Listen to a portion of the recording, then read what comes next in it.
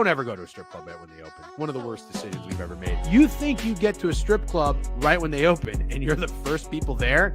No, there was a big fat guy in the corner who never left. I don't know why you seem like such a Kelly Clarkson guy. I am a Kelly Clarkson guy. If you don't like Kelly Clarkson, honestly, f*** you. And that's to everybody in the chat. If you don't like Kelly Clarkson, f*** you. I'm not calling you a slur by saying you love Sam Laporta. It's okay. You love Sam Laporta. Say you love Sam Laporta. Say it. I like Sam Laporta tonight. No, say you love him. I like Sam Laporta. No, say you love him, dude. I don't love Sam Laporta. But 18 and 19 is good enough for the Florida Gators. As long as you're a young, cool guy who f***ing gets top 10 recruiting classes every f***ing year, and you lose games to Georgia Southern and South Florida. I f***ing hate this guy. You think I have a model? You don't have a model. You've never talked. You are being serious. You think I have a model? You ever thought about having a model? No.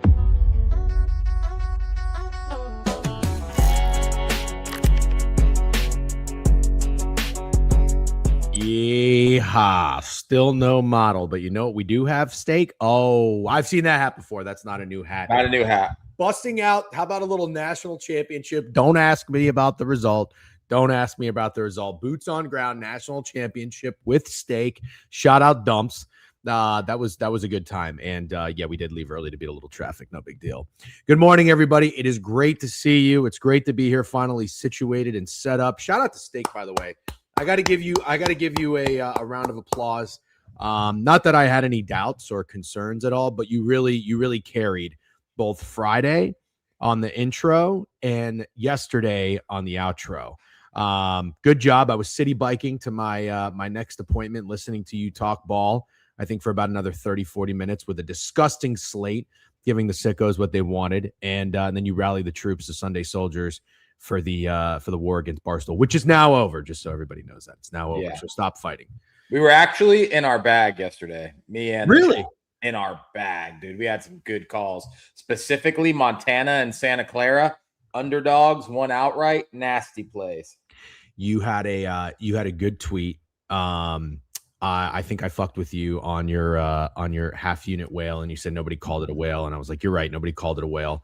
I saw your slip, and that you said Santa Claus isn't real, but Santa Clara is. Yeah, I was a bar. That was good. Yeah, that was good. That was so good. I told myself, I was like, listen, it's Monday. I had a busy day. I'm not really locked in at all. I don't want to lose money. I want to start the week in the green. Like, I just want to tail. I just want to do the steak special, the Sunday steak special. Like, that's it. Yeah. And then I saw you post that, and I was like, oh, I kind of want to take that too, because it was such a good cap. I'm a big caption guy. Yeah, I really am. It matters. They matter. It does matter. If you are someone who like just is posting bets, you know, capper, whatever, if you will, if you're just posting bets on Twitter, because I get a lot of people that DM me and they're like, oh, how did you grow a following, blah, blah, blah, blah. And I think people get too hung up on like just posting bets that are going to win, which, don't get me wrong, that is going to do well, and that's going to gain you a following. But I also think if you can be like a little clever or like a little different, or you know what I mean, and unique in how you tweet or just interact with people, that'll probably go a long way too. So good job. That was funny. Yeah. Anyways, before we carry on, Danny 70 stream streak, Bookachu 20 stream streak, and a resub for 18 months. Sexy I will 15 stream streak, and Jesus 150 stream streak. W Jesus and Dilly Daggers, while I was talking, just came in with a resub for 31 months. W Dilly Daggers. We got a hype train. Keep it going. Love that. I love it. Love a nice hype train. Finally situated, and we could do a nice, strong 2 hours here and be in a comfortable setting. We have a lot to talk about, which I'm looking forward to. NFL talk. A lot of free agency moves yesterday, and I'm really interested to get into it, get some people's thoughts, opinions, feedback. Steak, nice article yesterday. I did read it, W article, and I think Goots, is anybody in here, or Pega, whoever is on the ones and twos? Can we share the article if you don't mind? Actually, maybe I can just do it. How many runs to the GTA strip club for Chewy this morning? Johnny Knuckles. Yeah, I don't know. Is Goots still in here?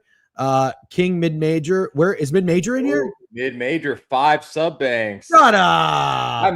I miss mid-major. You been chatting with mid-major? No, and you know what's funny? I swear I'm not just saying this. I thought about mid-major the other day because how we were, we have to talk to Corn. Corn, if you're in here. There's the link, by the way. If the Long Island Sharks throw a wrench in our Nashville plans, we'll let you know as soon as possible. But I was also thinking, I don't know why, maybe because mid-major's just older as well. We're old fucks, but I was like, if we do a makeup trip with Corn to Nashville for week 1 of the NFL or something, I was like, we should get fucking mid-major up and moving. We should do what Hobie said. We should get mid-major up and moving for baseball, dude. Why? You don't think he's a football guy? No, I know he's a football guy. That's why I don't want to have to wait all offseason to hear from him again. Oh, no. I just meant actually get him boots on ground. Oh, yeah, for sure. But also I'd like to get him on the stream. I would too. Mid-major and Phil's Utley were excellent baseball contributors, as was Peter Apple. Very, very sharp baseball guy. He came on a few times. I had Jovan and Krabs. I think the Gate 14 guys are great.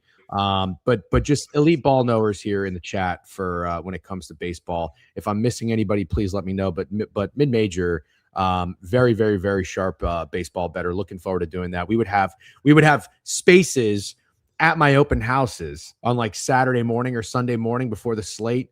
Nobody would be coming, and then if somebody came, I'd have to mute it. So we'll be doing that again. I can't wait for baseball. I watched the Baseball Classic last night, Mexico and USA. Did you watch any of it, Steak? Yeah, some of it.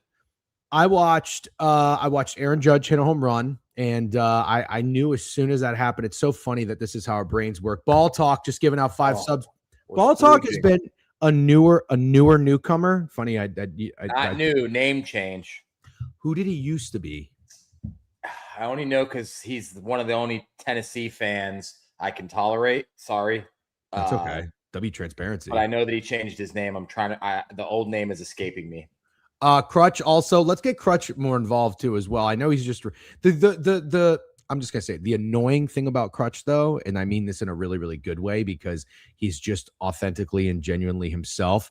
He'll always he won't exit a conversation without being like, "You want to talk college baseball?" You know what I mean? It's no. Yeah, Crutch would be great for baseball. Crutch would be great for mid-major college basketball, any of that stuff. Yeah. Oh, Cello God. Yeah. Oh, yeah there we go. Yep. Appreciate the subs and good hype train in here. Thank you, Major. Ball Talk giving out 10 subscriptions. You guys are welcome on behalf of them to watch the stream ad free. We're on here every weekday now. The Book It Sports Twitch and YouTube channels, talking a little bit of everything. Level four hype train. That's great. Is Roman Anthony AL MVP down to what is that? Minus 250? Oh, that's got to be a joke. So what I wanted to tell you, Steak, is I'm already kind of getting in my bag of who I'm going to take for what for MLB futures. Haven't really gotten a good one since, remember when we hit the Braves? I think it was a newsletter play. Right when you started getting into the newsletter, Braves were 9-1. They got all those injuries and they still won the World Series. Remember that? Yes. I think we also had Sandy Alcantara, Cy Young, which was great. Haven't really hit anything good since. So I'm on a drought here. And I was watching the Baseball Classic yesterday, and Bobby Witt was just speaking to me. And I know that's not really a shot. That's a chalk play. Yeah. I don't know what he is to win the MVP, but will you have any pushback if I just am all over Bobby Witt this year? Absolutely not. And the other guy, so this tweet that I put out yesterday, it's kind of gaining some buzz and some traction. I said that I'm not a baseball savant, but it would appear that Roman Anthony is a real problem. Roman Anthony is he's the real deal. Yeah. Right. Yeah. I'm obviously you remember that I'm a Red Sox slurper. I do remember that. I like that team last year. Kind of wanted to start backing him after the Devers trade. Yeah, there was something about the Red Sox. I remember they were a very popular team going into the offseason, and I think it was going into the season. Correct me if I'm wrong, chat, but they had young pitchers. Bayo, God, who's the other fucking guy? Come on, help me out. Bayo, yeah. You're Mr. fucking Red Sox over here. You don't even know the other. They had a young, no, not Crochet. Yeah. Another young guy. Just Gritty said Tole early. Nobody. I'm going to have to actually pull this up now. It's going to drive me fucking insane. Marcelo Meyer. No. Not a pitcher. Garrett Whitlock. No. Look at the Red Sox mentality. Ranger Suarez. No. Bregman lost. No. Dick Fitz is actually kind of rules. Yeah. The one time the Book It admin account didn't have to say who they were, they said who they were. It's kind of funny. We know that's you, Goose. Cutter Crawford. Thank you. Holy fuck. What a lack of ball knowers in the chat. I can't believe that took so long. Yeah, Cutter Crawford. Actually, I kind of miss Ollie One Putt, by the way. I don't know where he's been. No, not Connolly early. Oh, he's hurt? Gotcha. Okay. Well, anyways, he didn't pitch last year? Oh, okay. Well, fuck off then. Wouldn't call him young? All right, fine. Fair enough. Cutter is king. Great baseball personality. I enjoyed myself. I have to take something Roman Anthony because he's an absolute freak and he's going to haunt the AL East. Also, Junior Caminero. Do we see how good this guy has been in the World Baseball Classic so far? Absolute freak, 22 years old, possibly the best player in baseball. I will be on him in some way, shape, or form. And don't sleep on Jonathan Aranda because he's a freak too. Yeah, very interested to talk about the Rays and everything of that nature. Yeah. Sunday Steak Special cash. We needed it. We're back up over 30 units. And I just want to applaud you, Steak. What made you put the Nets in there last night? Because it definitely couldn't have been fun to do that. No, it wasn't fun. That's why when you said, what's your play? You notice how I didn't answer you? And I said, no, you just send me your play and then I'll send you the slip. Because I didn't want to go through a fucking conversation where you were like, oh, what's your play? And I'm like, the Nets. And then we have to go back and forth. Because honestly, I liked that you didn't give me any pushback about the Sacramento Kings, who honestly aren't much better than the Nets. And they hit as well. I'm not even going to give you shit for Iowa because it's absolutely brutal to have a team go to overtime and not cover 7 points. Just brutal. The losses have been brutal this week. But like the Nets, I don't know. I have a soft spot for the Nets. Can't help myself. Yeah. It's funny. I was listening to good job. And the Kings was funny because so many people were bitching about that when you put the Kings in the special in the comments. And I was like, oh, the more people bitch about a play, the more it's going to hit. Yeah. It's when they glaze. It's when they glaze the play. You're like, we're fucked. Oh, somebody commented, so it's one of them last week and was like, oh, so-and-so is free money. And I was like, oh God, don't say that. And sure enough, it wasn't free money. But that was a great wager. I was listening to the Yap yesterday and I thought it was hilarious. They were talking about, is Trent in here yet? By the way, I got a bone to pick with Trent. So let me know when he's up and moving. Cause it's probably only 9:17 his time. I don't know how late he stayed up. Fucking Trent's at the gym. All right. Does he have the AirPods in? Good for Trent, by the way. Yeah, love you, Trent. The gym at 9:15. Love that. Santa Clara is real. Yep. They were saying they were talking about Snowman hitting wagers, which I got to give. Biev had a hilarious line. He was talking about Snowman. It was like Snowman bets like a 7-year-old that just got a sports book. It's like, oh, Cooper Flag over points, rebounds, Duke first half, and the motherfucker wins. But I love it. I've always said, like, if you take square plays, there's no beef. If it's working, I want to hit square plays. But they were like, oh, what kind of gambler is Jeff? And nobody had a good answer. Or I thought Trent's answer was actually funny. He's like a peepaw at a diner looking at the menu. Yeah, you're GRP. You're GRP. Sure, yeah. And then they go to you and they're like, oh, steak is sharp. That's what they said. Steak is sharp. And I'm like, hold on. Beev's like Jeff has no rhyme or reason in his plays. I'm like, hold on a second. I'm not here to say that I'm a better sports bettor than you are. I have said since day one, you are the better of the two of us. And it's not even close. But you're also the motherfucker that's bet the Brooklyn Nets 18 times in a month for no reason at all. And to just let you off the hook to be like, oh yeah, steak is sharp. Jeff doesn't give any rhyme or reason. I'll have a shit play, but I'll at least have a fucking reason. Thank you very much. Yeah, but the Nets are the rhyme or reason. You know what I'm saying? Like, you can't say there's no rhyme or reason to betting the same team over and over again. Also, I will say this about the app. They give me a lot of shit about the Nets, which I deserve, but they do give me shit about the Nets. Oh, okay. All right. Well, at least they hold your feet to the fire a little bit then. But yeah, I won't fuck with Trent until he gets in here because I know it's a little too early. Also, we need to get Rav up and moving as well too. Don't accept being GRP, Jeff Sunday.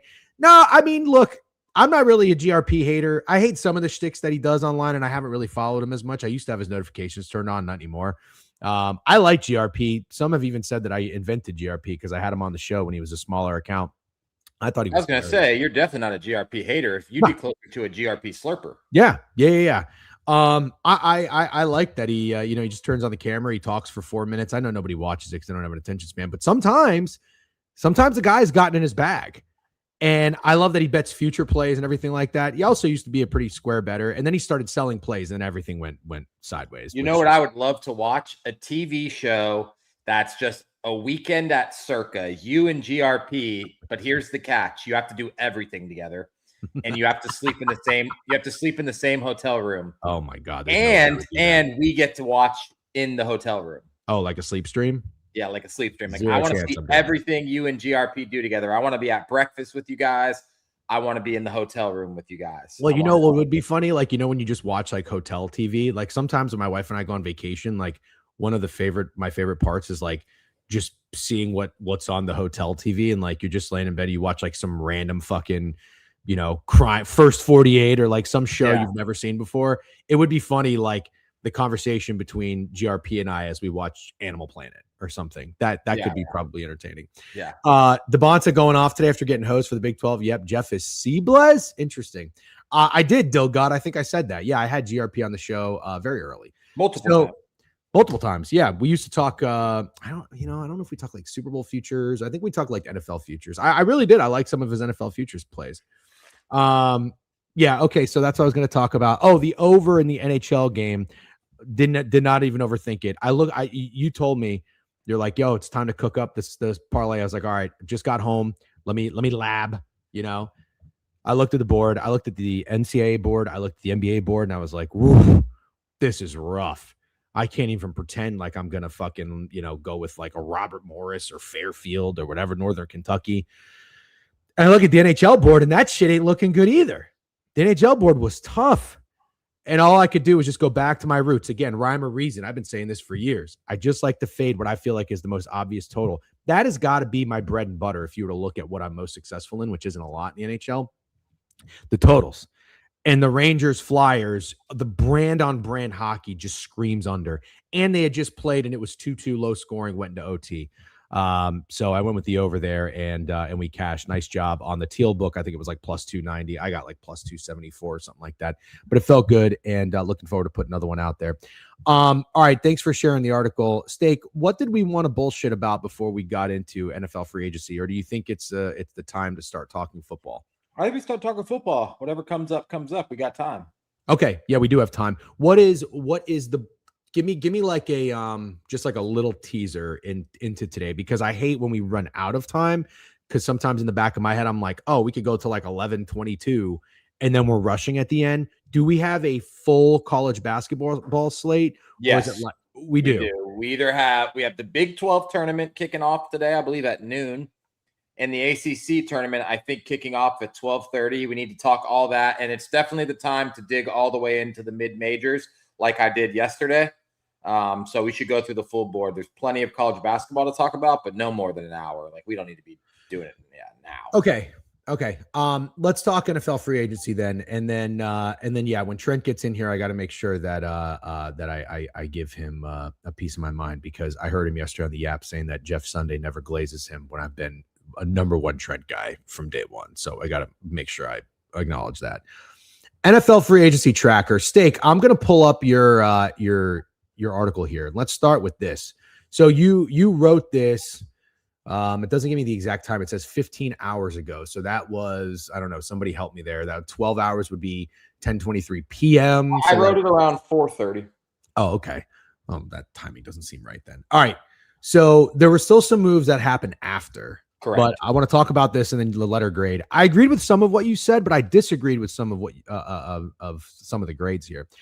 First one, Odafe Owe, 4 years, $100 million to the Washington Commanders. You gave this a C. And I'm kind of with you on this, on it being a C, because it's an overpay. $25 million a year. I mean, the $68 million guaranteed is a lot of money. The Commanders, I saw a tweet yesterday, I think, of somebody saying that the Commanders ended up being like a lot of players' second choice. and they missed out. So this felt like a little bit of a desperate attempt and be like, fuck it, we'll overpay you because we need somebody. Yes. But overall, I'm with you on the C. C plus if I could redo it. Okay. All right. Flip flopper. Alante Taylor, 3 years, $60 million to the Tennessee Titans. A lot of good teams in a cornerback this year. It seems more so than years past.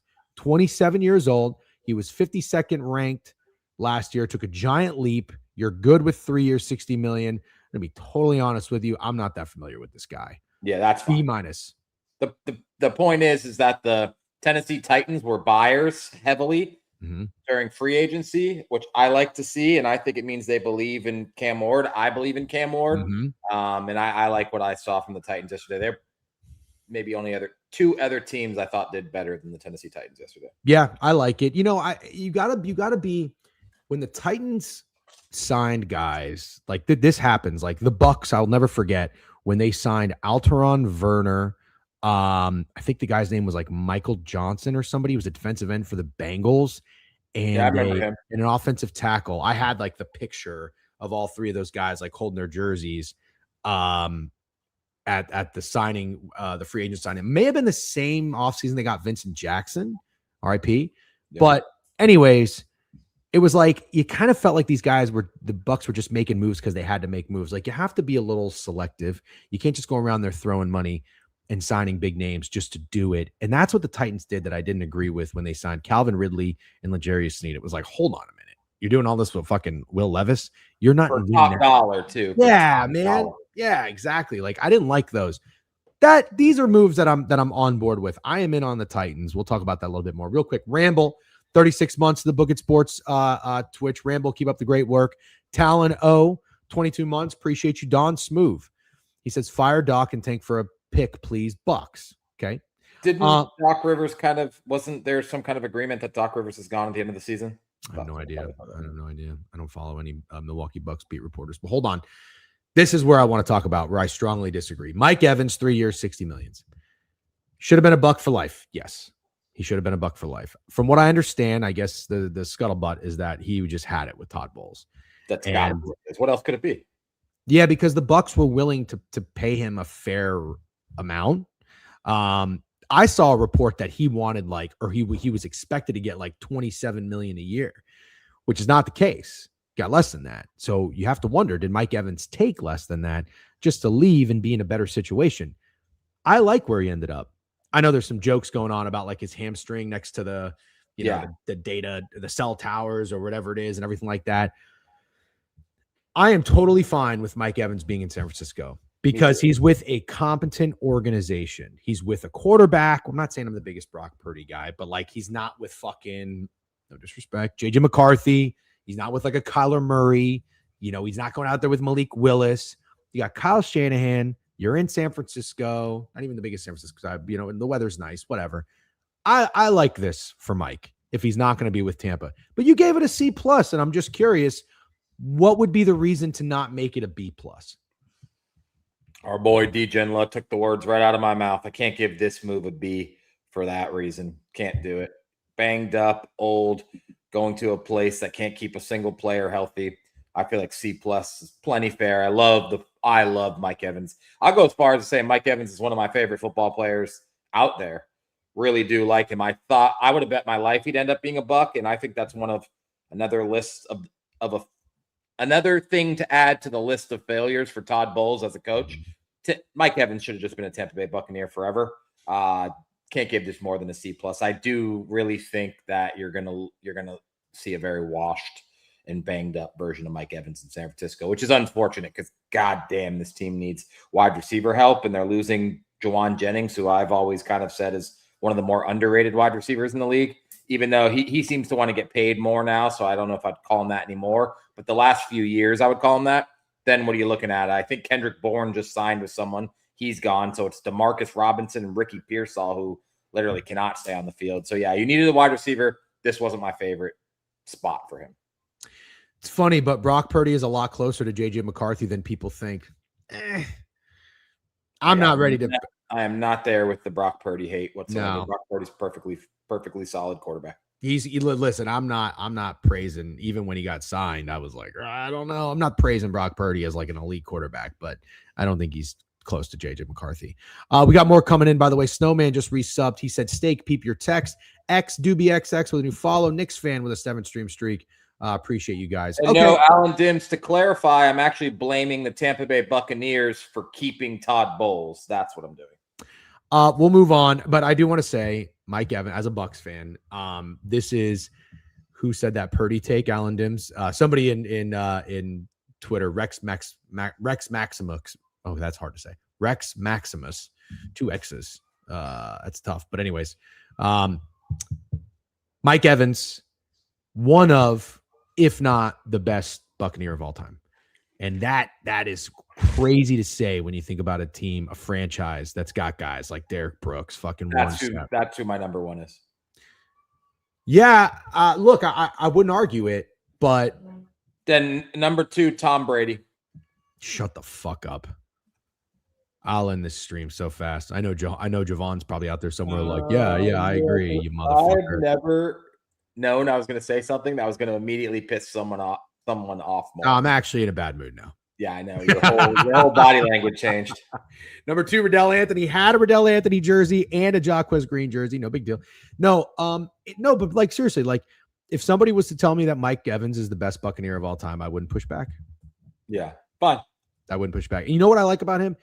Good guy on and off the field, but you can be a good guy and a dog, and he's a dog. And sometimes guys are good guys and they're too good at guys, like Gerald McCoy. That was a too good of a guy. Like the fact that he's all of those in one, it's like close to the perfect player. Mike Evans is close to the perfect player, and I love that. Anyways, what are you laughing about? Was Rondé Barber nothing? Was Rondé Barber on the Bucks his whole career? Oh, that's a really good question. He might have been. He's up there too. 100%. Yeah. That's absolutely. Simeon Rice was awesome too. I mean, he's people forget about him when they talk about the Bucks greats, but yeah. Someone name dropped Jaquiz Rogers. Where did Jaquiz Rogers go to college? He didn't go to Florida? No. Did he go to Tulane or Toledo? No. Oregon State. Yeah, there you go. Yeah. Sorry, good one. Yeah, we already said Derek Brooks. Sometimes I feel like people just don't hear us when we speak. All right, let's keep moving. Jamel Dean, 3 years, $36.5 million. You gave this an A-. I got to tell you, as a Bucks fan, I like Jamel Dean. A little overrated. I think he's underrated. Very underrated. No. I think he's very underrated. A little overrated. The Steelers absolutely cooked with fucking grease yesterday. Steelers cooked $6 million a year for Rico Dowdle when the Saints are out here giving Travis Etienne $13 million a year. Wait. Let's not jump to Rico Dowdle just yet, because that you retweeted Devin Lloyd being the steal. That's the steal. Those are the steals. The Steelers cooked because there's one more. Oh, I like Michael Pittman. I like getting Michael Pittman if I'm the Hold on. Can we hold on a second? We're jumping around real quick. I got some Rico Dowdle thought. Actually, fuck it. We'll just talk Steelers. All right. You're telling me the Steelers won free agency yesterday? The Steelers and the Titans? Steelers, Titans, Raiders. Let me go pull it up. We'll jump around. All right, hold on. Here's who the Steelers got yesterday. I think you're a little too high on Jamel Dean. I think you're a little too low on Jamel Dean. Mm-hmm. And I'm not a PFF guy, but every fucking thing that grades football players grades him as elite. Not good, elite. You're honing in. That's what you are. You're being a PFF whore with Jamel Dean. That's okay. Another Bucks fan can push back. Jamel Dean is a guy who looks like he should be statistically a great cornerback, and you watch it and he's like, bro got a little cooked. But now if he's not out there and he's hurt and he's missing, that's felt, and you really want Jamel Dean back. But I'm just saying I don't know. I like him more than Carlton Davis, but yeah, I like him. He's much better than Carlton Davis. Cole Holcomb, Michael Pittman, Azezi Odomeo. That's who the Steelers got. This is before Rico Dowdle. You like Michael Pittman Jr. to the Steelers to pair him with DK? Yes. I like adding an actual real receiver to a wide receiver room that still keeps trying to make us think Roman Wilson is happening or had to play Adam Thielen last year. Yes, I like adding receivers to this team for sure. Okay. I love Rico Dowdle to the Steelers. I think you know what Rico Dowdle is starting to make me think of? maybe you felt this way, maybe you didn't. By the way, more subs coming in. Zay Picks and James Leon. Let's have a day, fellas. Love the show. Appreciate it, James Leon. 50 months in Zay Picks. First-time subscriber with Prime. Appreciate you. Kyle Schwarber. Rico Dowdle is an NFL Kyle Schwarber. I never understood. Now, I know you're going to say, he's not as good. Just hold on. Just hear me out for a second. I'm not saying he's like all-star worthy, blah, blah, blah, whatever. I'm not saying that. But just hear me out for a second. Hold on. Kyle Schwarber is a guy earlier in his career that bounced around. I know he's with the Cubs, and then he bounced around. Where did he go? He went to like the Red Sox for like a fucking hot minute. Cubs. I remember Cubs. That's it. But yeah, this is your fucking thing. You just Nats. get you. Kyle Schwarber he was from the Cubs, the Nats, the Red Sox, the Phillies. Yeah, thank you. Hold on before you say it's a horrible take. Let me ask you a question. Kyle Schwarber was on 4 teams. You, as a general manager, would you have let Kyle Schwarber walk out of your organization? Would you have done that? Oh, if I was the general manager of which team? Doesn't matter. The Red Sox, the Nationals. I guess I'll say no. Thank you very much for saying no, because the answer is no. It's an easy fucking answer. You don't let Kyle Schwarber out of your fucking team. You don't let him leave and go to another city. How does this guy bounce around? How does Kyle Schwarber bounce around? Chat, does anybody disagree with me there? How does Kyle Schwarber bounce around? Same question to be asked for Rico Dowdle. How is this guy bouncing around? He comes up with Dallas. He's making plays. He looks like a dog. He then goes to Carolina. He carries that offense when Chuba Hubbard's out, 200 yards rushing like it's nothing. And then they let him walk too. And now he goes to Pittsburgh for, you just said it, pennies on the dollar, $6 million a year. This is asinine. So I'm not comparing Rico Dowdle to Kyle Schwarber as a player so everybody else can shut the fuck up about banning the host, Cam is money. I'm talking about letting guys out of your organization. Rico Dowdle should have been a fucking Panther. He shouldn't have left Dallas. Javonte Williams is a nice player, don't get me wrong. But are you kidding me? You're letting Rico Dowdle bounce around? That's what people are doing. They're crazy. Yeah, so let me just clarify, because we started this by you went off the rails. My analogy for what you did was you dug a really big hole and then you jumped in it. And then after jumping in the hole, you tried to crawl out, but you realized like there's no getting out of this hole for me. So you started looking at the people who were up there with you saying, hey, can you guys help me get out of this hole? Can someone give me a hand? I need a hand. That comparison sucked, but Pittsburgh Steelers, $6 million a year for Rico Dowdle, I fucking love it. And I think paying Travis Etienne more than twice as much money than Rico Dowdle is fucking insane. Everyone is saying, oh, Etienne's from New Orleans. He wanted to go home. I don't care. Then you give him a hometown discount. You give the team you want to go play for, that's your home team, a home team discount. Then you don't get $13 million a year if you're Etienne, who was actual dog shit before he got in Liam Cohen's system. Dog shit. The Rico Dowdle averages more yards per carry, a much better running back. Yes, Etienne is a better receiving back, and that is about it. I thought that was crazy that he got twice as much money. With the money the Steelers spent yesterday, they got the best value for players, in my opinion. Jamel Dean and Rico Dowdle for those prices, love it. Yeah, okay, fair enough. I still think the point remains of Rico Dowdle being on his third team in how many years? 3 years. Okay. Teams, 3 years, yeah. You don't think that's crazy? I think it's kind of crazy. There must be something we're missing. Well, just now I thought using Kyle Schwarber bouncing around was a pretty good analogy, but apparently it wasn't, because everybody just immediately thinks of the caliber of player. I'm talking about a guy who's good at what he does, and teams just saying, yeah, see you later, we're good. Somebody just said they'd rather have Javonte Williams 10 times out of 10. Rather have Javonte. Yeah, I can't say that. I guess. Who could say that, Steak? Who could say that? A lot of people are saying, bro, you should. There's a couple comments telling me that Etienne is undoubtedly better. One of them was Cam. Cam thinks Etienne's way better. So ball knowers think that Rico Dowdle kind of sucks. I couldn't disagree more. Bro, you guys are crazy. Rico lost his playoff job to Chuba. I don't know. I just look at what Rico Dowdle did. I don't know what else there is to say. damn near 5 yards a carry. Yeah, and also Jay Jets right now. Yeah, hold on. This guy, Jay Jettas, loves to chirp me, so I just got to be. And let's not forget, NFL coaches give Tyler Algier the ball when Bijan Robinson's on the team, and they give Zach Charbonnet the ball when Kenneth Walker's on the team, and they give David Montgomery the ball when Jahmyr Gibbs is on the team. So I don't know what to tell you. I don't know what to tell you. Thank you. You're cooking right now, Steak. Thank you. Cam is money is a ball knower, but to say that Rico Dowdle is not that good because he lost his job to Chuba Hubbard is an insane fucking take. Also, Jay Jets, you can. There is no way you can spell Caleb Johnson like this. There is no way. You absolutely have to know that it is with a K. And I don't know if you're joking or not, but you. Did you mute me? You mute yourself. What the fuck? Can't just I had somebody knock on the door real totally quick. Fine. There was a comment I wanted to highlight, but you unhighlighted it real quick.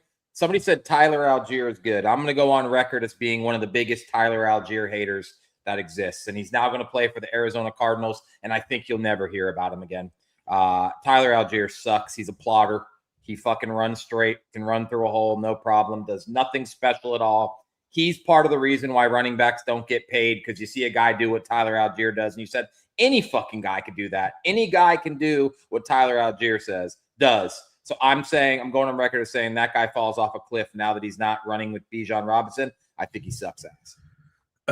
Here we go. Here's a good pushback. Jeff, I understand the analogy, but Schwarber was in Chicago for a while, and Philly never was a Red Sox either. He wasn't a Red Sox? He wasn't on the Red Sox? I thought he was on the Red Sox. I think he was. I think Skylar Mays, I think he was on the Red Sox. But anyways, I get what you're saying. Javonte is younger. Maybe that's why Rico is 27. I agree with Clay. Panthers organization, fuck Rico. And are we going to act that teams don't do that? Teams don't fuck players? Look at what the Seattle Seahawks just did. Kenneth Walker. They literally tried to fucking push the guy down so they didn't have to pay him and give Zach Charbonnet 50-50 carries. And when you take Zach Charbonnet's bum ass out of there, look at what Kenneth Walker does. Honestly, fuck the Seahawks for doing that. I think their general manager is brilliant. And there's a comment that said preserving the running backs turned out to be a great strategy for the Seahawks. I'm not buying that, respectfully. Yes, did it work out really well for the Seahawks? Yes, ultimately it worked out really well. Do I think that was a strategy? No. I think the strategy was to make sure Kenneth Walker's numbers didn't get up there so they didn't have to pay him. And look, they didn't want to pay him. They didn't want to pay him, so they don't pay him. Now he's on the Chiefs. 1,000,000%. And I just want to say this. I want to be on record as saying this. I think everybody downplaying Rico Dowdle for losing his job to Chuba Hubbard and trying to act like that isn't a steal for the Pittsburgh Steelers, not ball knowers. One more thing I want to address. I will make a bet to anybody who wants to make a bet. Now that Tyler Algier is not the change of pace back for Bijan Robinson, that 4.3, that goes down this year 100%. Yeah. Thank you very much, Phil Zutley, coming in. Phil's always been a Phil's guy. Signed with the Nats for 1 year and traded to the Red Sox at the deadline and signed with the Phillies in the offseason. So again, I think the comparison is pretty solid when you just look at a player who is a good player and a dog bouncing around from team to team to team in such a short time span. You guys don't have to apologize, though, because now you understand. It just takes a little bit to think. It is a good deal for the Steelers, but you guys are acting like Dowdle is a top 7 RB. Am I acting like that? I don't think we're acting like that. Shouldn't get paid half as much as Travis Etienne. Agreed. Totally agree. The only thing I said. Totally agree. Yeah. All right, we'll keep moving. Wan'Dale Robinson, 4 years, $70 million. You said B+, B-. I love it. I love it. Really? Yeah, I do.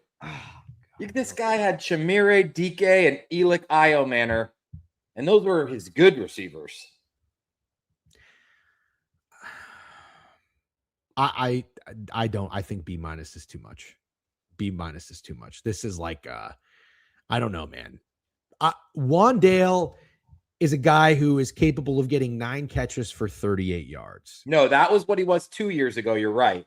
But you got to remember how absolutely volatile the Giants quarterback room has been. 2 years ago, he was absolutely that guy for sure. Much better this year. And he got 90 catches again, over 1,000 yards. It didn't matter who was playing quarterback. Wan'Dale was the guy. And when you throw in the fact that the Titans need receivers so bad, worse than maybe any team needs any position in the entire league, the Tennessee Titans need wide receivers. I like it. Like a guy who, I don't know. Hold on. I think there are 2 different types of wide receivers. And I don't think the Tennessee Titans needed a 5'8", 185-pound wide receiver. That can get you 90 catches for 1,000 yards? How could you say that? I just don't think I don't think that's going to happen. Really? That's interesting. Really. I don't think that's going to happen. Could be wrong. I think B- is crazy for this. If we're factoring in for the grades, the amount of dollars, $70 million for Wan'Dale Robinson is an overpay for me. This is That's you addressed. crazy. Don't look up Calvin Ridley's contract. Brother, I literally faded the Tennessee Titans because of them signing Calvin Ridley. Okay, that was a bad overpay when you know what kind of guy you're getting with. Well. To be fair, Calvin Ridley was definitely a more talented. He was perceived to be more talented. Stop that. Yeah, I can't believe we're calling Wan'Dale Robinson an overpay when Alec Pierce got 30 plus a year. Well, we haven't gotten there yet. Hold on. Tyler Lindenbaum, 3 years, $81 million for the Raiders. Let's talk about the Raiders for a second. Absolutely love this. The Raiders.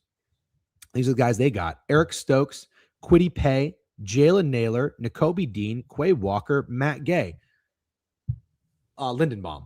Cool. Phenomenal job. Cool. The Raiders are quickly becoming a serious organization, and I want to talk about something. A center is so important to a team. Getting a guy in free agency can be a bit risky, but it's the right move. This is the right move. You got a young quarterback. You need an experienced center, in my opinion. This was a good move. Also, let me just say this. Cannot express enough how much I love the Nakobe Dean signing. I don't know if you graded this because I haven't gotten to it yet. I think Quay Walker is a little overrated. I think that happened after I wrote the article, so it's not on there. I don't think he's overrated. I think he's a little bit of like a troublemaker, a loose cannon, but I think he's really talented.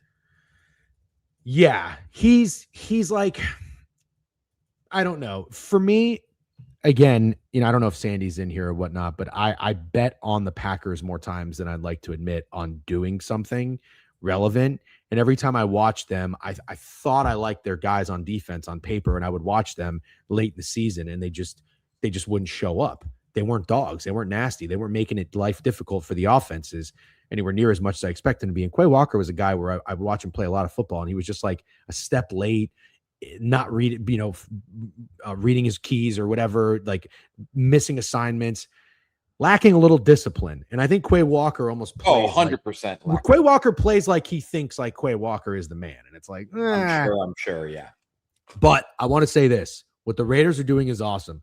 I heard a guy on fucking VSiN the other day say that the Raiders should have traded the number 1 pick and signed Malik Willis. I would also like to go on record that I think that is a horrendous take. I know that a year ago at this time, you and I were both up here dogging the Seahawks for paying Sam Darnold at his highest. But I would just like to say, I think Sam Darnold and Malik Willis are 2 different sample sizes of what they've did. I do not think paying Malik Willis starting quarterback money is a great idea. I do not think so. I would much rather take a shot on a guy like Mendoza. And you don't even think Mendoza is going to be a good pro prospect. I think he will be. I think that would have been a horrible move. But quickly, what do you think about the Dolphins? We'll go talk about their moves. Signed. Let me touch on the Raiders real quick. Oh, I'm sorry. Linderbaum was a great move and also an overpay. Those things can be true. Like he's making $9 million more than the next highest paid center, which I believe is Creed Humphrey. That's an insane amount of money for a center. You're bringing in a quarterback, first pick overall. You had the worst offensive line we've ever seen last year. I mean, Geno Smith on his back more than Bonnie Blue, and Ashton Genty getting hit in the backfield every single second. You had to do it. So overpay, yes. Had to do it, yes. I love what the Raiders did. I love getting Quay Walker, even though he is such a Raider. It's almost kind of funny. But yeah, that's true. So the Dolphins fucking hate it. Hate that. I hate that for Malik Willis. Hate it. You're losing everybody.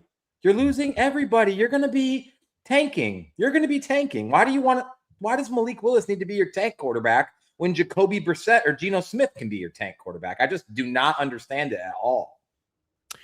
Yeah, I don't like it. I saw Frank the Tank's reaction, and I was going to actually post something about it, but he basically said exactly what I said. Like, To let Tua, I don't even pronounce the last name because I'm not on my game with pronunciations. No, try it though. Let's try.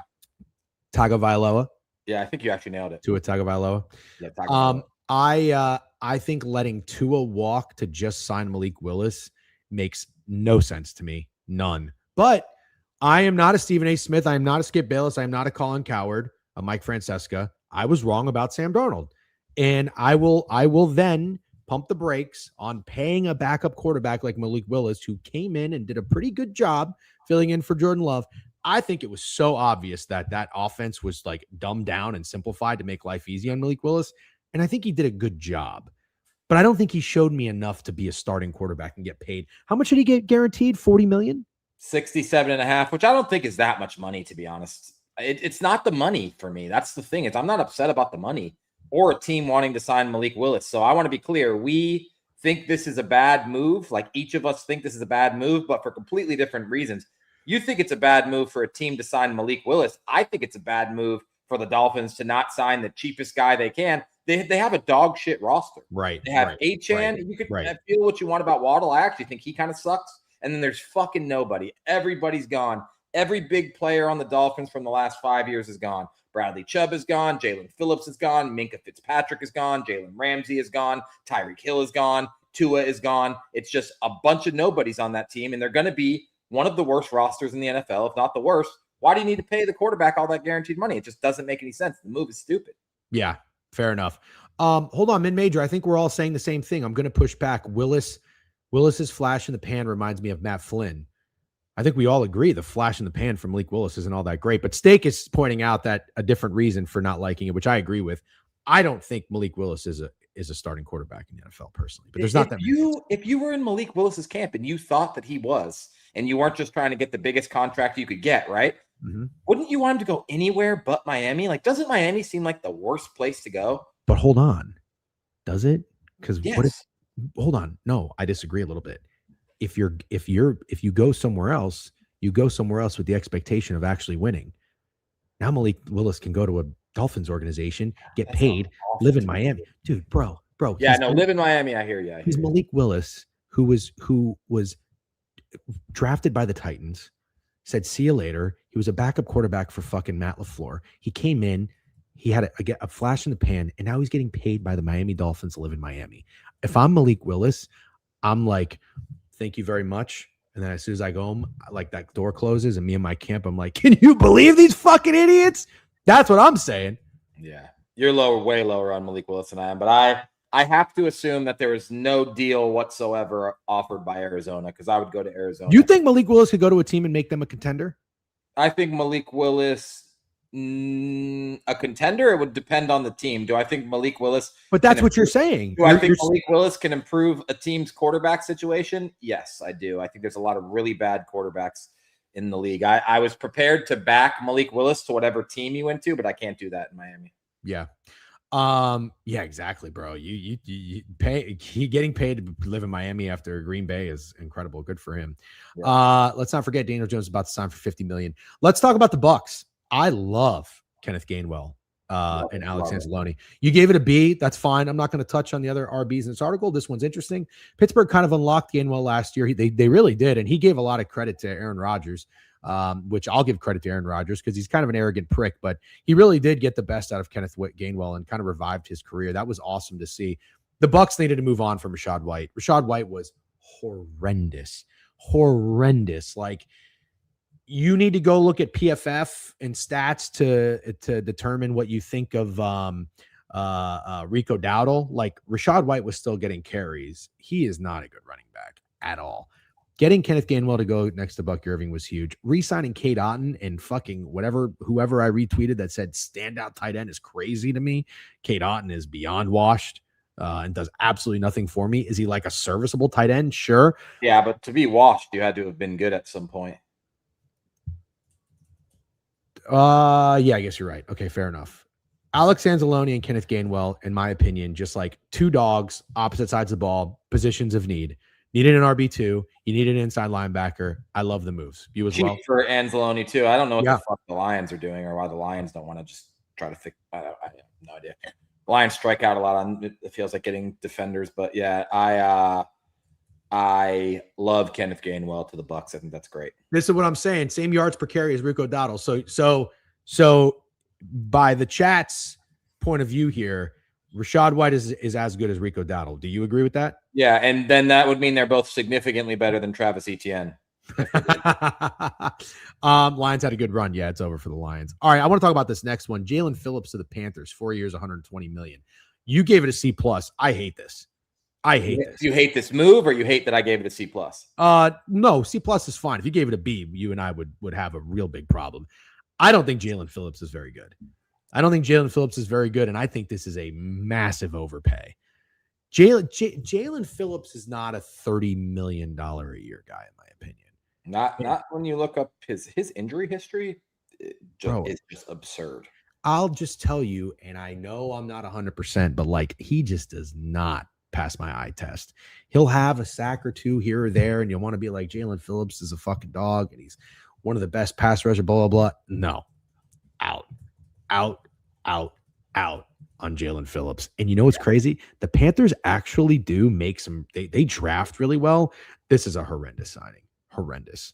So it is, because I think they stole Devin Lloyd, which isn't in the article because it didn't happen before. So Devin Lloyd was a stud, breakout stud on the Jags last year. Awesome to watch. And I think they got him for like less than $15 million a year or something like that. So they stole Devin Lloyd. But man, Jalen Phillips, when you throw in the injury history, it's just scary. And I know Danielle Hunter just got $40 million. I get that edge rushers are just getting paid. A year, right? $40 million a year? For 1 year. Oh, for 1 year. Okay. Well, he's worth it. I know he's worth it, dude. Jalen Phillips, 4 years, $120 million is egregious. I'll take it a step further. Worst signing of free agency. How about that? Worst signing of free $120 million. I really, really have a bone to pick with Alec Pierce signing. Oh, yeah. We haven't gotten there. Hold on. One more. Kenneth Walker, 3 years, $45 million. You gave it an A-. Love it. I love it because you actually, what people don't realize is that the Chiefs roster kind of stinks. So using that 9 pick on Jeremiah Love would have been awesome, but they need so many things. The Chiefs need a lot of things. And their running back room is abysmal. Isaiah Pacheco fell off a cliff. That motherfucker sucks. And Kareem Hunt being RB1 is a huge problem too. I love this signing for the Chiefs. Yeah, great job. And you know what? I hope I'll be rooting for Kenneth Walker. I can't believe the Seahawks tried to get a little too cute with this running back situation and just didn't pay Kenneth Walker. And I know you probably shouldn't, and that's a smart analytical thing to do, but I just think Kenneth Walker is such a good running back. He can I don't know. He can change a game. And I don't feel like he's a guy with an ego. I don't know. Yeah, but the thing you got to remember, and the Seahawks have always kind of been this way, man. They're not going to pay him. They weren't going to pay him $15 million. Fine. What can we say about the Seahawks? That what they're doing works. You're right. Now they're going to get another cheap running back. I don't like Charbonnet at all. I'm a hater, but I'm not going to give the Seahawks any shit for letting him walk whatsoever. He's a Super Bowl MVP. They're Super Bowl champs. Totally fine. I just love the move of the Chiefs. Sure. Yeah, I do too. Okay, that's fair. All right, here we go. Alec Pierce, Indianapolis Colts. 4 years, $160 million. You gave it a D+. If this ain't an overpay, then I don't know a lick of ball. Pierce shows glimpses and flashes of being a great player, but 4 years, $160 million is absolutely nutted me. It's giving me Kirk Cousins contract vibes. Alec needs to make sure he gets a real nice gift to his agent. I cannot speak today. It's not my best pronunciation day. Cam Money is an Indianapolis Colts fan. Usually has nothing but nice things to say about his team. Let's see what he thinks. Raiders, 49ers, and Chargers offered Pierce more money. He gave Derek Singletary 135 yards of Ryan Leonard. So there is the Indianapolis Colts fan who, again, mind you, Cam Money, sharp guy, one of my favorite guys in the chat, in the community. But just like everybody, just like Chewy, just like Covey, just like everybody, homer as a motherfucker. And I just want to make sure before we let him speak, he defended Anthony Richardson as a quarterback because he said that the Colts receivers had dropped. So with that, Cam Money is defending the signing by saying other teams were willing to offer him more money. Now, this is true. And being an Alec Pierce truther, there's actually nothing wrong with that because you would be right. He turned out to be a pretty nice wide receiver. $30 million a year, nice? No. So I will say this, just trying to play devil's advocate. I agree with you. Like maybe I do not know ball. Just seeing Alec Pierce getting $160 million is crazy. Like this, it feels like an NBA contract or something. Alec Like Pierce is going to get twice as much as fucking Wan'Dale Robinson, and you're going to tell me there's that big of a gap between these two guys? There's not, man. You'll see next year. They'll put the same exact fucking numbers. You did miss the Steelers, Glaze. Steak said the Steelers may have won free agency. I love the Rico Dowdle signing. Yeah, so the Colts lose Michael Pittman. I like Michael Pittman. I think he's a pretty good receiver. But I do too, but there's no denying that he kind of was stuck in mediocrity or purgatory. And I don't know that the answer is the Steelers. I just like the Steelers going out to get a wide receiver that's solid when they have such bad ones. But I felt like you were waiting for Michael Pittman to take some type of leap that he never really even came close to taking, if that makes sense. Yeah. He's solid. Just, I don't know.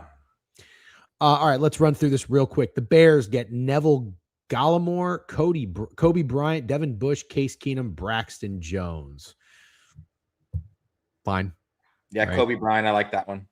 Bengals got Boy Mafi, edge rusher. Bills get D. Alford and Kyle Allen. Broncos signed J.K. Dobbins, Alex Singleton. The Browns got Zion Johnson, offensive lineman, linebacker Quincy Williams.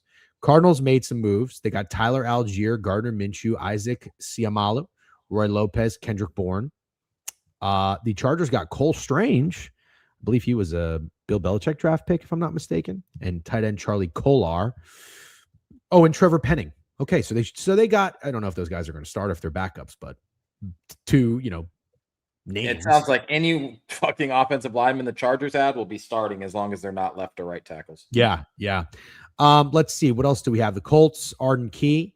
Arden Key is a nice player. Commanders, Tim Settle, Amik Robertson, Laramie Tunsil, Marcus Mariota, and Owe. Yeah, Mariota and Tunsil were re-signs. The Cowboys got Jalen Thompson. Oh, yeah, sorry. I say got. I'm saying signed. I'll say that instead. Rashawn Gary, Sam Williams. The Falcons. It's a team worth talking about a little bit. They signed Jake Bailey, Austin Hooper, Zacchaeus, Jahan Dotson. Hilarious. Cameron Thomas, and Tua. I will say this. I don't think Tua's the worst quarterback to be in Atlanta. I don't think he's the worst quarterback to be in Atlanta. You do. I think that's the worst. The worst. I cannot believe. Really? I made a tweet about it yesterday, but another fucking lefty who can't get outside the pocket and do anything. I just can't. The Falcons are hilarious. They're Austin Hooper and the big 2-6. Olamide Zacchaeus. I mean, those are hilarious. Oh my fucking God, the Falcons. The Falcons are the most hilarious organization in maybe sports. I mean, they're hilarious. Kirk Cousins, Tua, even what they did with Penix. It's like, I was a Penix guy. I thought he was going to be decent. He wasn't. I'm wrong about that. I'm wrong about a lot. But even the fact that they signed Kirk Cousins and drafted him in the top 10 in the same year, it's just, it's ridiculous. Ridiculous. Let's see, where was I? Oh, the Giants. Verdarian Lau. No, that's the Niners. Sorry. Punter Jordan Stout. Isaiah Likely. Tremaine Edmonds. Jermaine Eleanor. I believe he was already there as well. I think they got him a couple years ago from the Raiders. Greg Newsome, cornerback. The Jets. Okay, so let's talk about the Jets for a second. Well, first, Isaiah Likely is a good signing for the Giants. Someone asked about it in the chat earlier. Theo Johnson's gone, or is it going to be Theo Johnson and Isaiah Likely? I don't know what to exactly feel about Isaiah Likely. I know that he's shown glimpses, but I'd be interested to see how good he's going to be as a tight end one.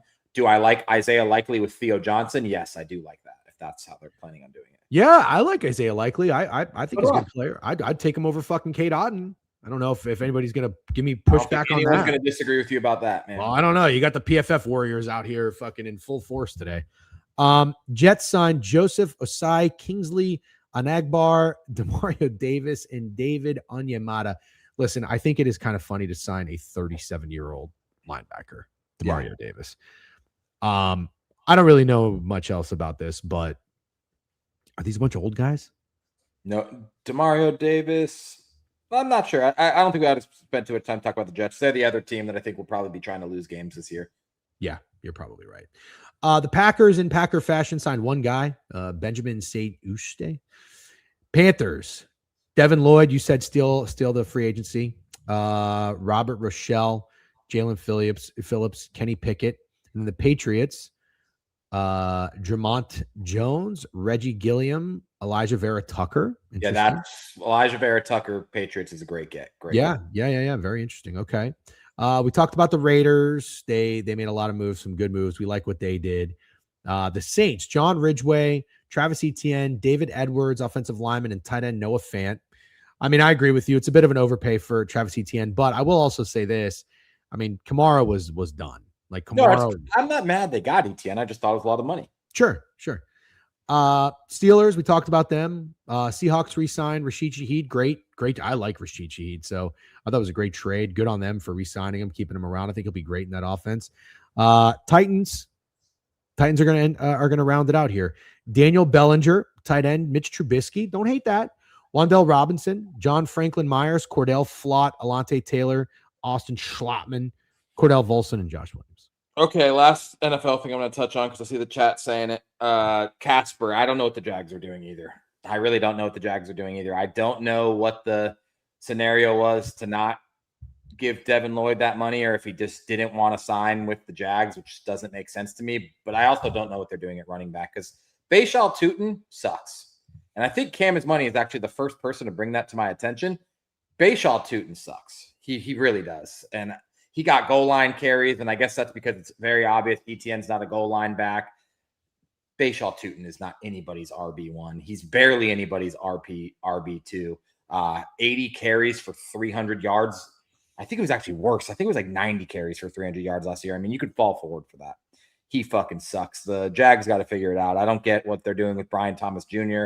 If they're going to trade him, I have no idea why the Jags aren't doing better, but we need something. But yeah, Bashal Tutin missed me with that shit and him being RB1. Well, I'm not gonna totally disagree with you by any means, but I am just it was his rookie year. It was his rookie year. So what?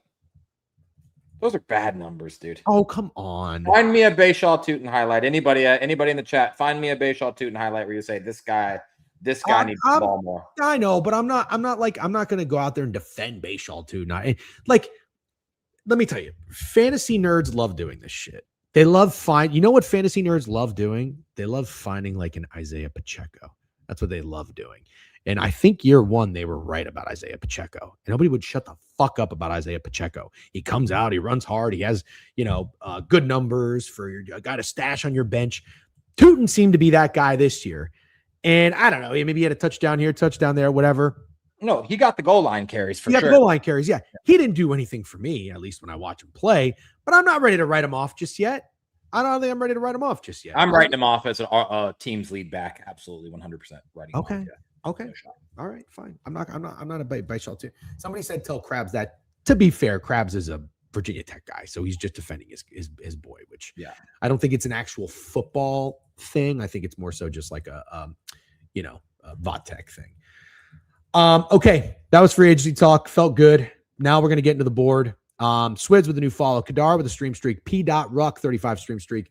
Double down Danny 20 stream streak. Appreciate you guys tuning in and attending the board review every morning, every weekday. We're here 10 a.m. to noon before BTL goes on at 12:30, and then the Yap at 2 p.m. Is Trent up yet, by the way? Trent up in here yet? Motherfucker. Anyways, let's keep it moving. All right, Steak, we got conference tournaments starting today. I've told you how I feel about conference tournaments. I think they're kind of a waste of time. I really do. And even more so with like Navy and Boston, like what a great finish, but also what's the fucking point of having a 32 game regular season? And you go to a conference tournament, 7 seed Boston hits a buzzer beater over Navy, and then Navy season's over. Yeah. Pretty much. So Miami of Ohio is going to go fucking 32. Nah. You can't. That would be agreed. No, I know, but it's a debate. It's a conversation. I'm just saying. Mid-major tournaments rule. Yeah, that's okay. But it is a little crazy. Is it not a little crazy? Conference tournaments, anything can happen. Yeah, anything can happen in those mid-majors for sure. Another horrible take. Okay, that's fine. I think it's a little crazy that like your season performance doesn't matter as much as winning your conference. A little bit. That's kind of what I think. Like if Wagner, you tweaking again, Degen. I don't know. Nobody agrees with me there. Like A little bit? Like let me just say, I can't say that I fully understand your point. my point is this. The only thing that matters is winning your conference tournament, correct or incorrect? If you're a 22-8 mid-major team, yes. Don't you think Not if that's you're a 31-0. No. Right. But still, don't you think like if you're 24-8, you lose to a 17-15 team in your conference tournament. Yeah. And you're not going to March Madness and they are. That's not a little crazy? Yeah, it's not a little crazy. No, it makes it really, really awesome. And you're saying a 24-8 team, they already lost 8 other games to. But what's the point? But do you understand? I agree. It makes it awesome. But then what does it make the regular season? If it takes away from the regular season, there's so much value hasn't there. everyone already kind of always felt that way about college basketball? Yeah, I guess. Unless you're a diehard, you barely watch any November or December college basketball. No, I don't. No, I know. I said unless you're a diehard. Yeah, I like watching the conference tournaments. I enjoyed watching Wright State and Northern Kentucky. I'm just trying to have a conversation of how much importance it is to win your conference tournament when you can have a great season. None of it matters. You know what I mean? Hold on. Yeah, but that's what I'm saying. You're calling it a great season, and I don't think losing 8 games in the Sun Belt is a great season. Really? Really? Okay. All right, fine. It's crazy, but still can't give up conference tournaments. The high intensity of those mid-majors tournament provides more entertainment. 100%. That Wright State game, Northern Kentucky game was awesome last night. I even tweeted about that. There was very fun mid-major games yesterday. A lot of them. Nate Hoop says they are a tad pointless. You tweaking again, DJ. No, that's all right. Okay. Weird take. These 28-6 teams got to make it through their conference tournament. Jeff spends all day trying to find ways to hate sports. That's not true. It's not. You guys, this is what annoys me sometimes. But do you at least see why Cam's saying that? Or no, it doesn't make any sense to you? No, I see why he's saying that, but it's also a lazy take to just ask the question of, does this make any sense? Like when I said conference tournaments in football are pointless, the first thing was like, oh, you must hate football. You want less football. That's a lazy take.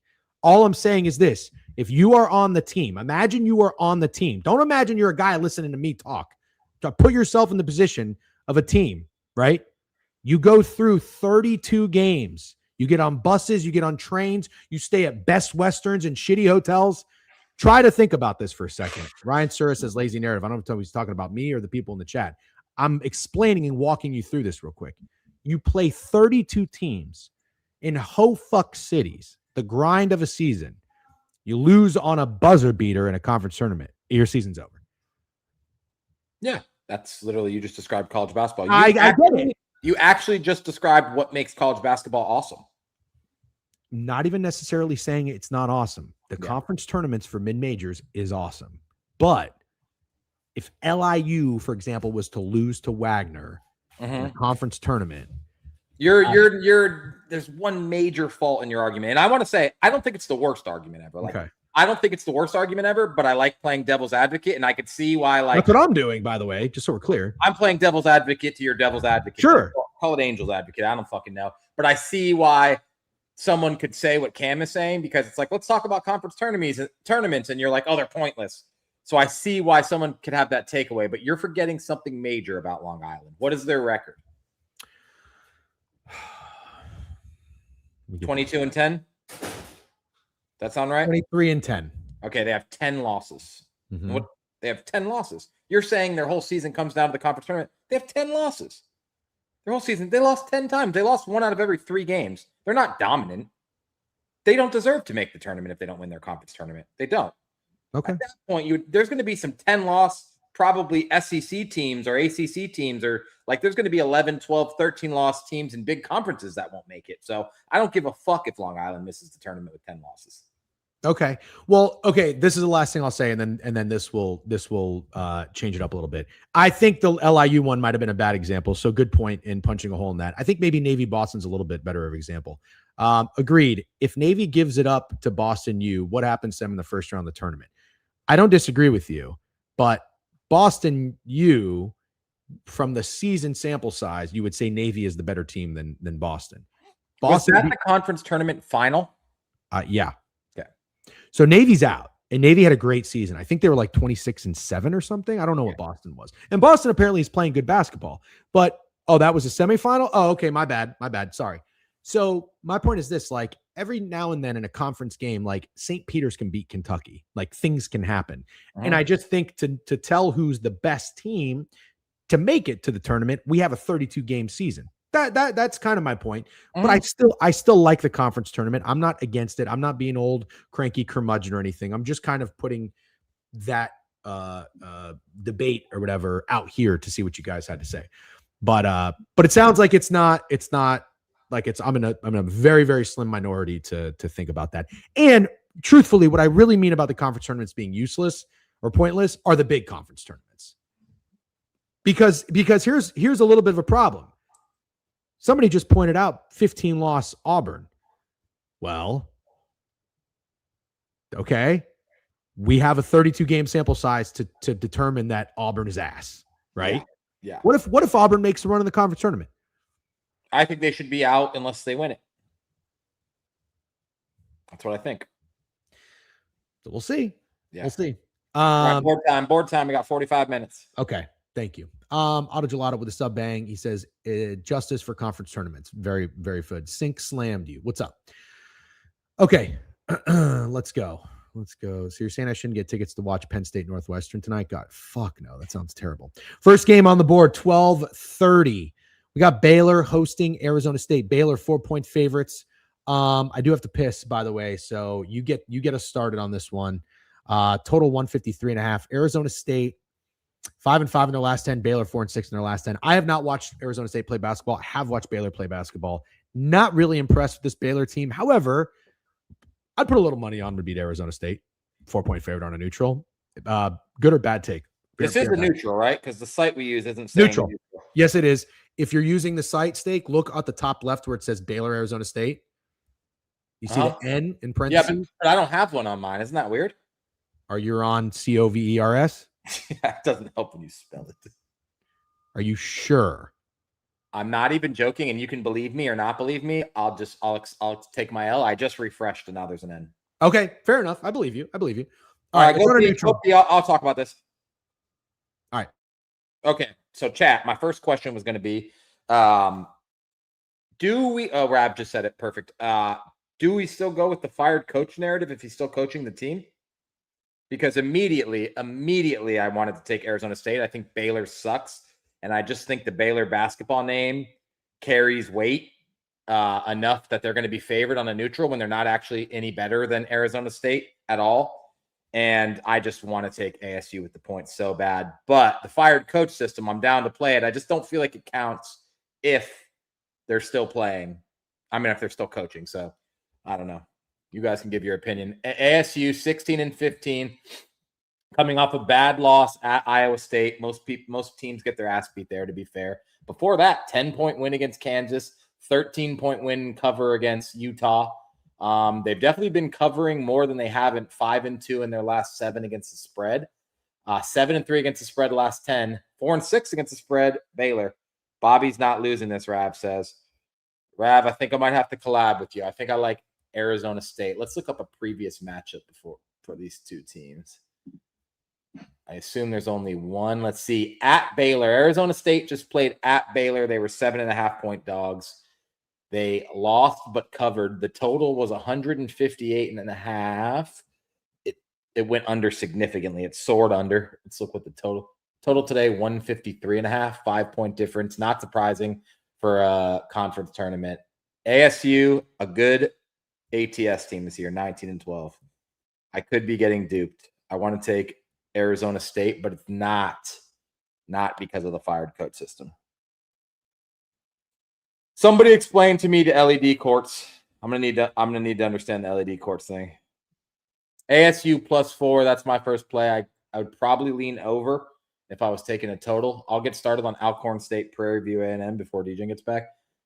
Prairie View A&M 14-17, 10-3 at home. Alcorn State 9-22. 2-18 on the road.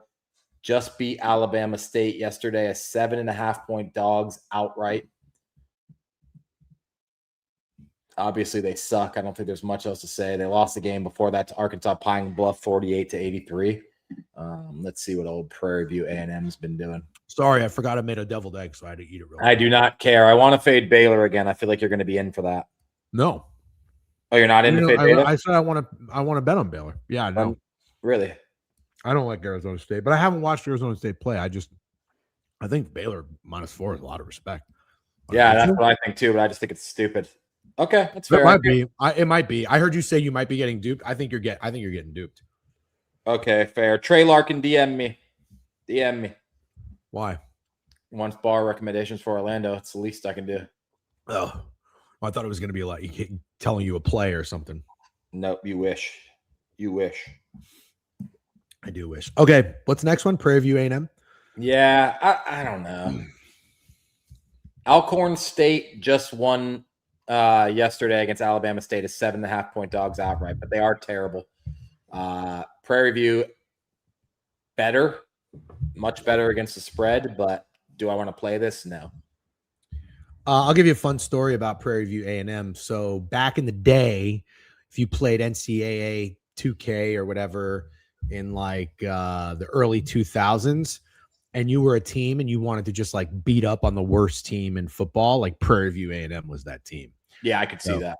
I don't even know when they got a basketball team. I don't know how long it's been around, but it's good to see them at 14 and 17 because, you know, you go back 25 years or so when they were playing them against football, like they were not winning anything. What about 17 and 10 ATS, man? They respect coin. Yeah, they do. 6.5's a lot. I think it's Prairie View A&M. Yep. All right, Stanford 5.5. I almost said at home against Pitt.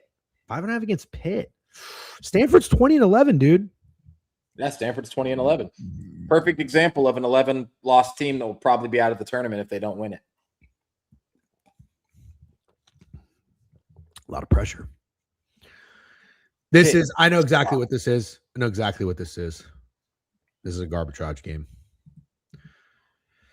Pitt is winners of 3 out of their last 5. They just played Stanford at Stanford, 7.5-point dogs, lost by 8, 75-67.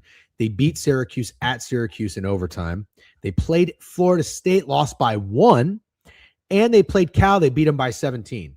Pitt is going to win this game outright and say, fuck you, Stanford, you bunch of fucking nerdy dorks. Their words, not mine. Or Stanford is going to ragdoll these guys. Ragdoll them. I find it interesting that the last time these two teams played, the over-under was 138, and now it's 138 again. When in most of these conference tourneys games, you see a big adjustment towards the under. This one, no adjustment at all. So, well, you don't know where it opened. I'll pull it up for you. It could be bet down. All right. Stanford, and it has opened 140.5, bet down to 136.5. Real quick, Sink Slam to you, new follow, Auto Gelato, free sub, 48 months, Chris Pipkin points, 3 stream streak. I think we could get that up. And 2 subs for No Doubter Daddy, my guy. No Doubter, I know you send me your plays often in the DMs. I don't want you to think I ignore you. I just, when it comes to DMs and people sending me plays, I'm just not really as into it. But good stuff. No Doubter's been a great dude. I like when you guys talk about plays in here, or like the comment section or something. But always happy to have you around. Appreciate the subs and glad you are winning bets. Early tip for Stanford. Yeah, I think Pitt wins outright, or Stanford skull fuck. Yeah, and I love when someone gets a sub gift and says thank you. I appreciate that. Good shit right there. Yeah, nice stuff. Nice guy stuff. We're all about that. Where are you at in this game, and then we'll move on.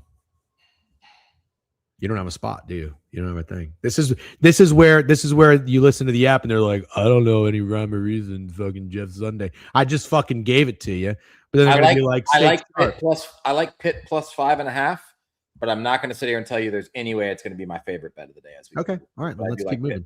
Cincinnati is 11-point favorites, 17 and 14 against Utah. Cincy's a fun team. I got eyes on Cincy. I like the way they play. I like the way they've been playing. Utah's 1-9 in their last 10. This team fucking blows, which is weird. Why do they have such a bad basketball team? I feel like Utah Athletics should be strong. They played really well to end the year, Steak. However, they won 1, 2, 3, 4, 5, 6 out of their last 8 games. They did lose their last game on the road by 10 to TCU. talk about another team that's playing well. The one thing to pay attention to with Cincinnati, though, you know what I'm going to say? They're only good at home. They're only good at home. 15-3 at home. They are 17-14 overall on the year. So you do the math on that. They are 3-11 on the road. Yeah. There's no N on this one for me, but let me refresh. Is this on a neutral? I refreshed. Yep. Steak. The website's fucking. You can't trust the Canadians all the time. Validated. Validation. Yep. I believed you. I did. I know you believe me, but maybe the chat were like, oh, this motherfucker's lying. No, there's sometimes where if like you can't do something or you say something, I'm like, oh, you're just being a dumb fuck and you're missing it. That time I believed you because you're not that dumb. This game's on a neutral. So I think if you want to attack and get nasty, you're taking Utah here. Question is, do you want to get nastier? I see Raekwon said Cincinnati shouldn't be 11.5-point favorites to anybody. I agree with that if you ended that with away from home. I don't think Cincinnati should be 11-point favorites against anybody away from home. They played Utah 2 weeks ago at home. They were 12.5-point favorites. Now they're on a neutral, and the adjustment is only 1.5 points. I'll tell you what the opener was. Open 9.5 up to 11.5. Crazy. Give me Cincinnati. It's a fuck fest. Cincinnati fuck fest. Utah's a dead program. They suck. Okay, that's fair. I just want to be on record as saying that I think the contrarian play here is Utah. But if you don't have the balls to lay it with Cincy, no beef. By the way, I love the transparency here. I definitely didn't believe you, Steak. Sink slip. Yeah. By the way, is that a rifle in your profile picture? Shoot responsibly. Okay. Yeah. Utah on spring break. All right.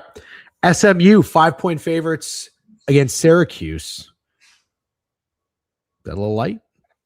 No, not when you look what SMU's been doing. Oh, have they been pooping their pants? SMU ain't won a game in 3 weeks. They lost 4 games in a row, and they're not playing the stiffest of competition. Lost at Cal, didn't cover. Lost at Stanford, didn't cover. Lost at home against Miami, didn't cover. Lost at FSU, got beat by double digits. The last win was against Boston College, and nobody gives a fuck about that. Their last win anybody cared about was Louisville, and we know Louisville's temperamental. Good word. Yeah, good word. SMU's point guard's been out. I don't know if you saw that. I just want to say before we keep talking about it. Is he still out, though? That's what I want to know because that's a big deal. Syracuse is dog shit. Yeah. Dog shit. Yes, they are. They just lost to Pitt, which is embarrassing. They got blasted by Louisville. Go ahead. Syracuse and SMU played at Syracuse. SMU was a 2.5-point favorite. They lost 79-78. Game stayed under just barely. But SMU went on a good little stretch here of winning 4 out of 5. Then they lost 4 in a row. I think the one good thing about these tournaments is it's like a fresh restart for some of these teams that ended the season poorly. I could see SMU getting back on their horse, pun intended, because they're the Mustangs, and covering against Syracuse here. That's what I think. It would be SMU or nothing for me. Okay. If anybody wants to know the opener on this one, open 4.5, staying 4.5. No, up to 5 at Circa. Oh, sorry. Total in this one, 157.5. Again, bet down to 154.5. And that is, Steak, you like the adjustments. That is the last time they played, it was 157.5, and it just stayed under. No, nothing weird there. All right. Nothing weird there, no. Okay.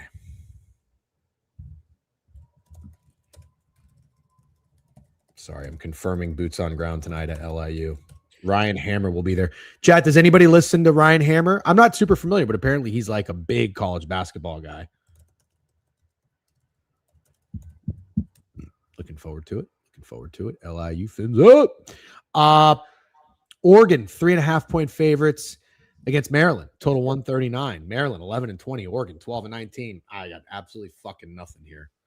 So, but yeah, disgusting game. Disgusting game. God, Maryland is so bad. He is. He's a cool dude. Very respectable. Yeah, he seems like I saw a clip of him interviewing the Fins Up guy. Seems like a good dude. Looking forward to meeting him. You missed your opportunity to interview the Fins Up guys. Yeah, I mean, not really in the bag at all on Friday or Monday. That was a horrible miss by me. So I do apologize. Maryland has been hot compared to what they usually are. Is that might true? Be the Terps. I don't know. feel like we're spending too much time on this game. Are you looking for something? Yeah, I was looking for something, and I literally can't think of anything. I think it's okay to keep moving personally. Okay. I'd rather spend some time digging into these shit teams than like Oregon and Maryland, like fucking Wright State, Detroit, UMBC. All right. Yeah, UMBC. I don't have an N by mine. Do you have an N by yours? An N? I don't see a neutral. Oh, no, I don't. Nope. All right. Well, I'm going to refresh again, chat, and then I need some help. Is UMBC playing at home? Goots, you should know. If it's Maryland related, Goots will know. Yeah. Goots ain't here. Doesn't say N. All right. So the game's at UMBC. The game's at UMBC. This line is absurdly short. I was going to say UMass Lowell, 5-13 on the ROAD. How about spoiler today? UMBC should be double digits. UMBC should be double digits in this one. 22-8, 13-2 at home, 9-1 ATS in their last 10, 10-0 in their last 10. I think UMBC looks like the easy button to press. UMass would be nasty. Looks like the easiest button to press today. They already played a conference tournament game. They were 12.5-point favorites, and they covered. UMBC? Yep. Oh, you want to get nasty? I want to get nasty. Give me UMass Lowell. Down. So down. All right, let's go to FIU, Missouri State. Hold on. I just want to look if there's a previous matchup real quick, and then we'll move on. UMass Lowell. Crutch bets with a nugget. Favorites 17-1 straight up in this tournament over the last however many years. Wow, that's crazy. I might have to fade a trend today. They beat this team at UMass Lowell 84-60, like a week and a half ago. This line's shorter than a bitch. Short as fuck. Yeah. Shorter than a bitch. Somebody out. Fucking who would be a guy that would be out for UMBC? Like a Tom Lancaster. You know, I'm so with you, Panhandle better. I'm so with you. Sick. If you had a place, it would be so. Oh God. Yeah, no, I'm slacking. I really don't know. All right, Missouri State, FIU. This is a neutral, 152.5. I've kind of been a little bit of an FIU whisperer. No big deal. But if you go on my Pickett, W Pickett, I have bet on and faded them. I bet on them when they were at Liberty, 9.5-point dogs. They lost that game by 1 point. Fucking horseshit. They were up 5 with 30 seconds left. Then I faded the fuck out of them with Sam Houston State. Sam Houston beat them by 33 points. No big fucking deal. Also had them 2.5-point dogs at Louisiana Tech. They won and covered that game. That's 3-0 betting on FIU, okay? No rhyme or reason. You hear that, Trent and Rav? You fucking yap fuckers over there. You got something to say whenever you inhale like that. Missouri State. I was just going to say that. FIU ain't winning this game. FIU is not winning this game. You got a team that just played at FIU. They were 3.5-point dogs. They lost and covered by the hook. Wouldn't necessarily think that meant they should be favored on a neutral, and I don't think they should be favored on a neutral. Wrong team favored. Yeah, I agree. A lot of respect. Let's see though. Let's see if they went dog to fave. I was just looking at FIU's last opponent. It was Western Kentucky. I'm going to hit you with a hard trivia question just to see if you remember this guy. Western Kentucky used to have this center. He was 7 foot tall, and he went to the NBA, and they were in the tournament. I want to say they even like upset someone in the tournament. Do you remember the center's name? Or is this ringing any bells to you? No. Okay, chat. First person to name the Western Kentucky center I'm talking about. Has to be one of the only Western Kentucky players to get to the NBA. That's a ball knower thing right there. He was a center? Center for Western Kentucky. He's the only reason I know. Oh, if Mitchell Robinson went to Western Kentucky, I didn't know that. Definitely not talking about Mitchell Hell of a Robinson. guess. Charles Bassey, not who I'm talking about. I want to see if the chat can get this because yesterday I dropped Harold Arsenio and the chat knew who it was.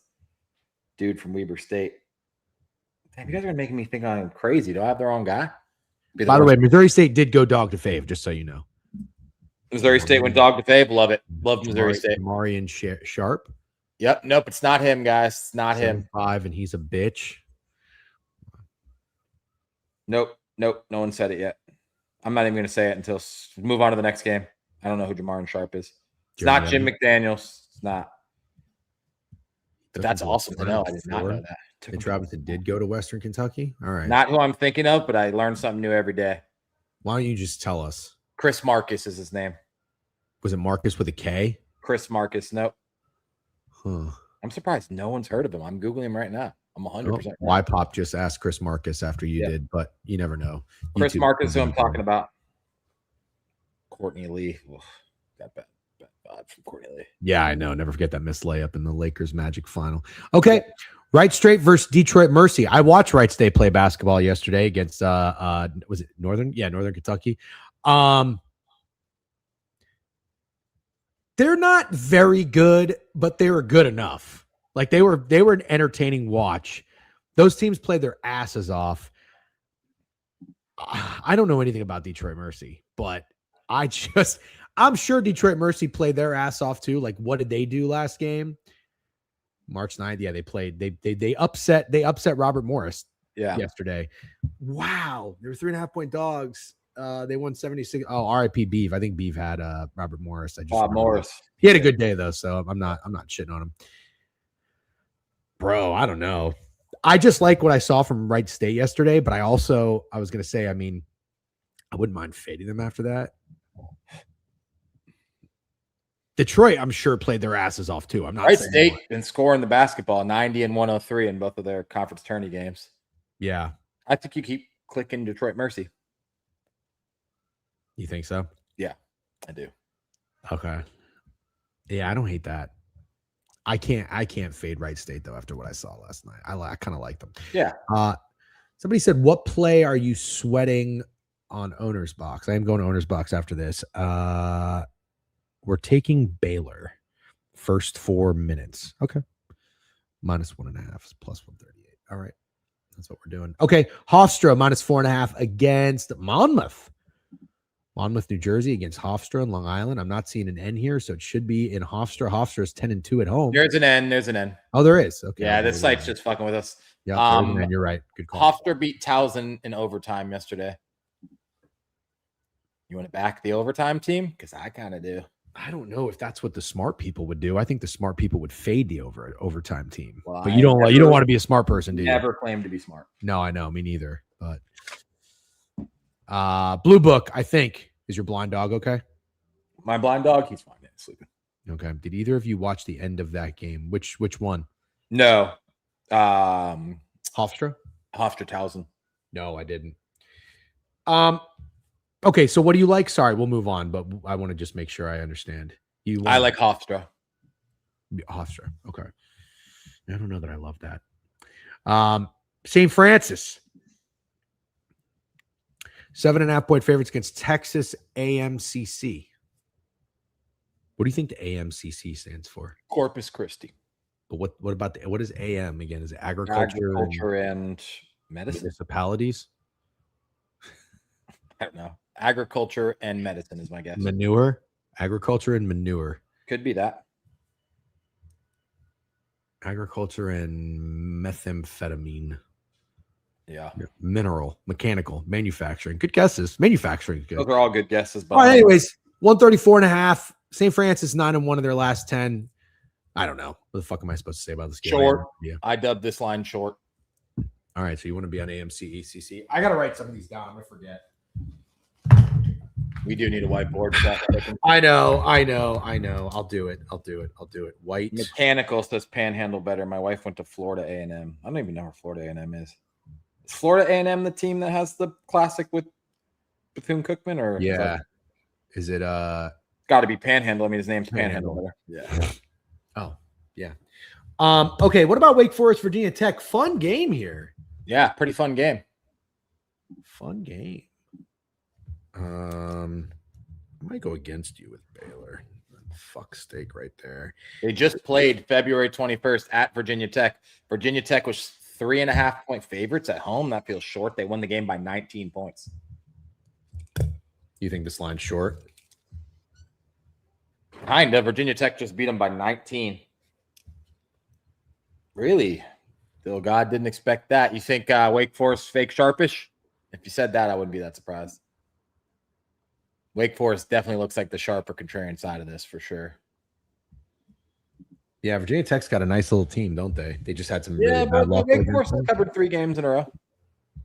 Okay. Everybody's saying VT in the chat. I guess it doesn't really surprise me. I don't know that. Nothing's speaking to me here. Let's check what that total was in that game, and then we'll move on with our lives. All right. That total was 148.5, and it went under, and now we have a higher total in the conference tournament game.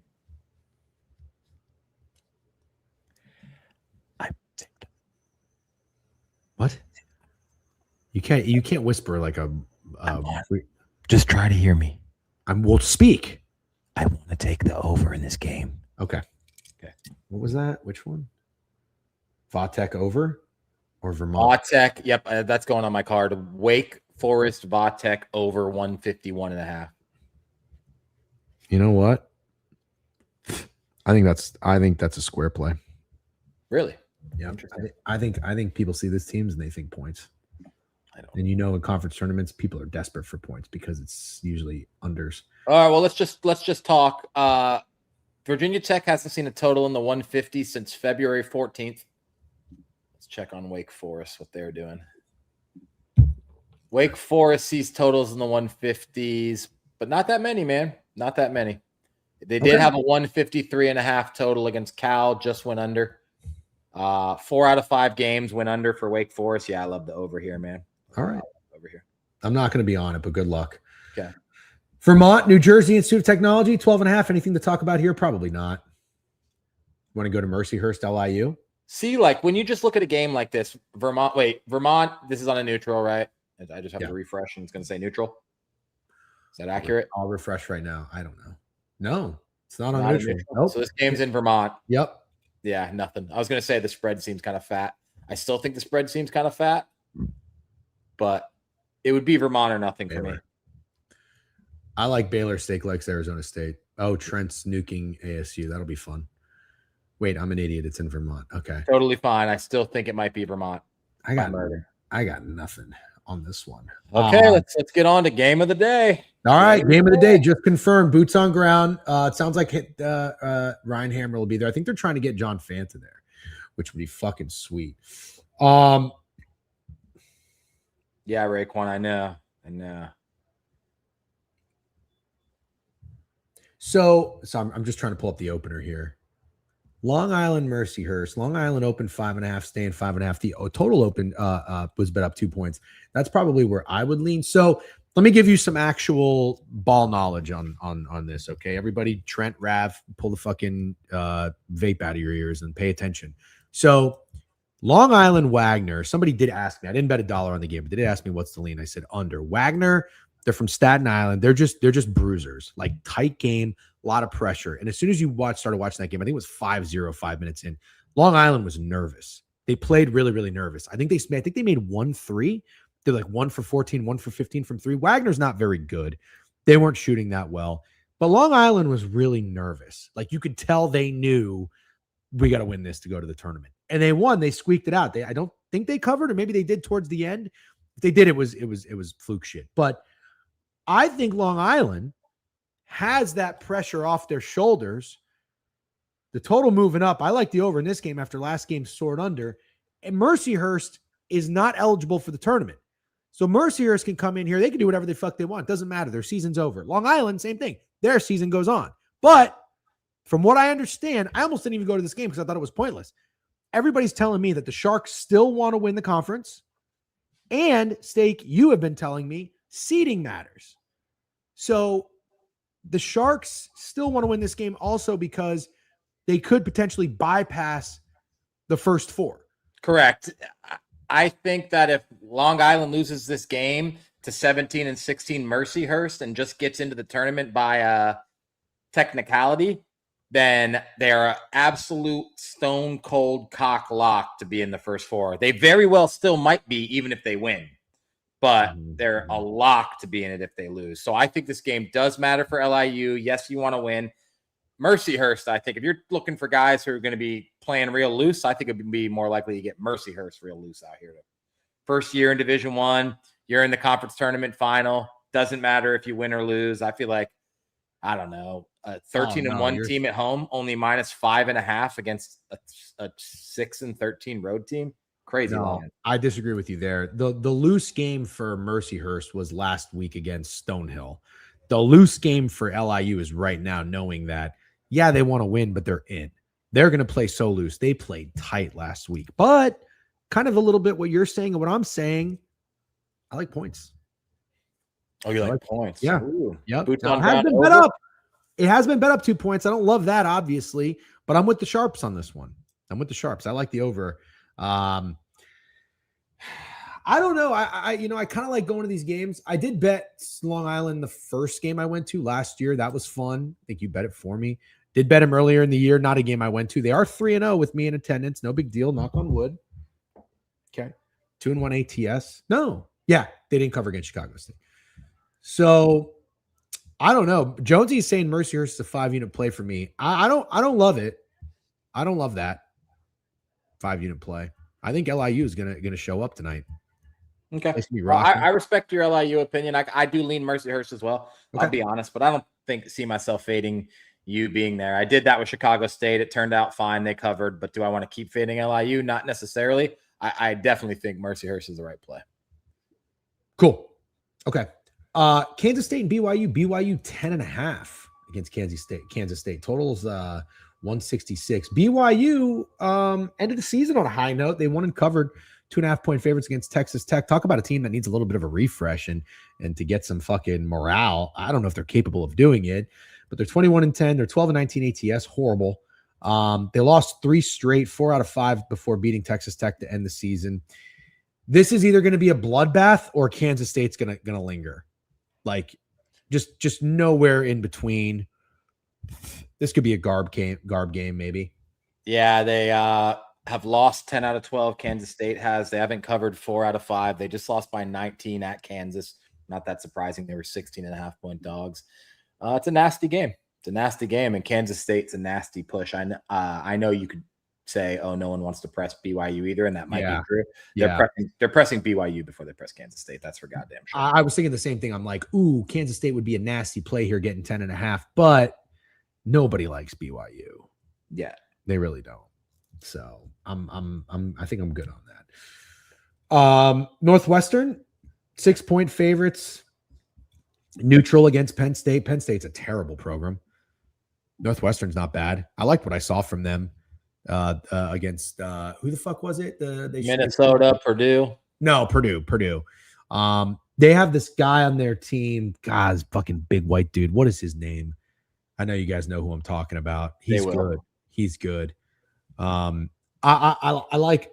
I mean, Penn State's weird because, like, they'll just Martinelli. Yeah, he's good. Oh yeah.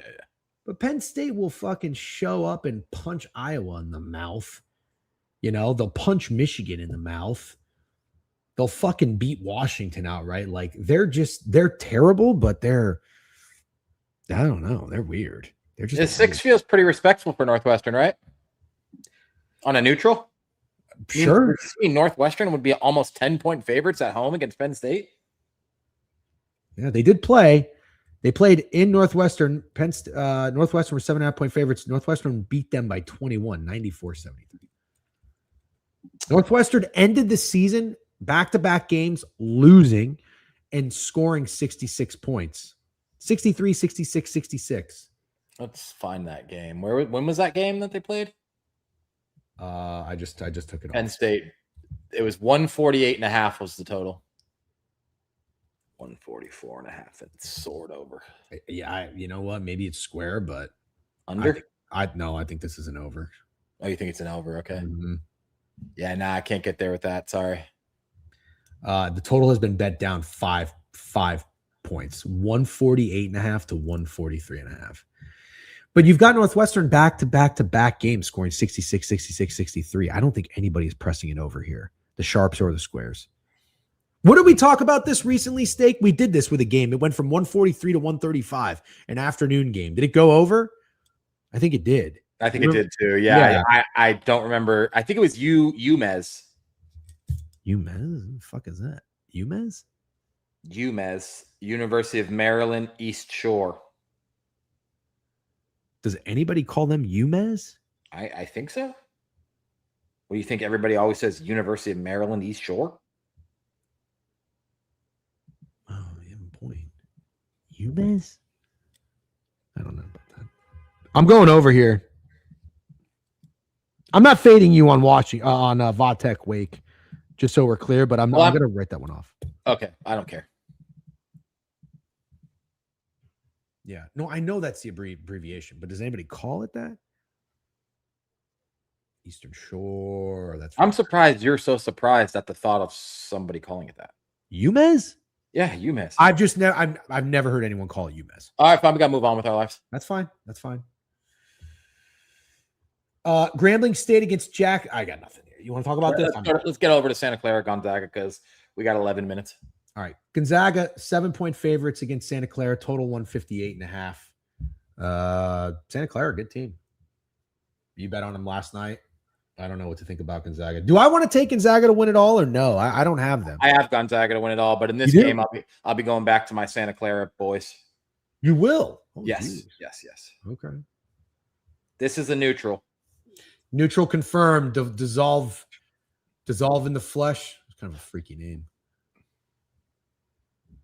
BA Man Sports said, can't believe Steak is going back to bricks for breakfast. Get busy, dizzy. 47. Probably never do that again, man. Probably never. ZDZ bet. Oh, when you were like, I'm going to hang out with the boys, first half under. I don't fucking remember. I got drunk. So both of Santa Clara's tournament games have went under. Stay with me. I am. Yesterday, Gonzaga soared under 65-56. That game had a total of 145.5. Mm-hmm. Now we get a total of 158.5. It's high. That's very, very high. I like this one more than I like. Totally fine. This is a good look for an over.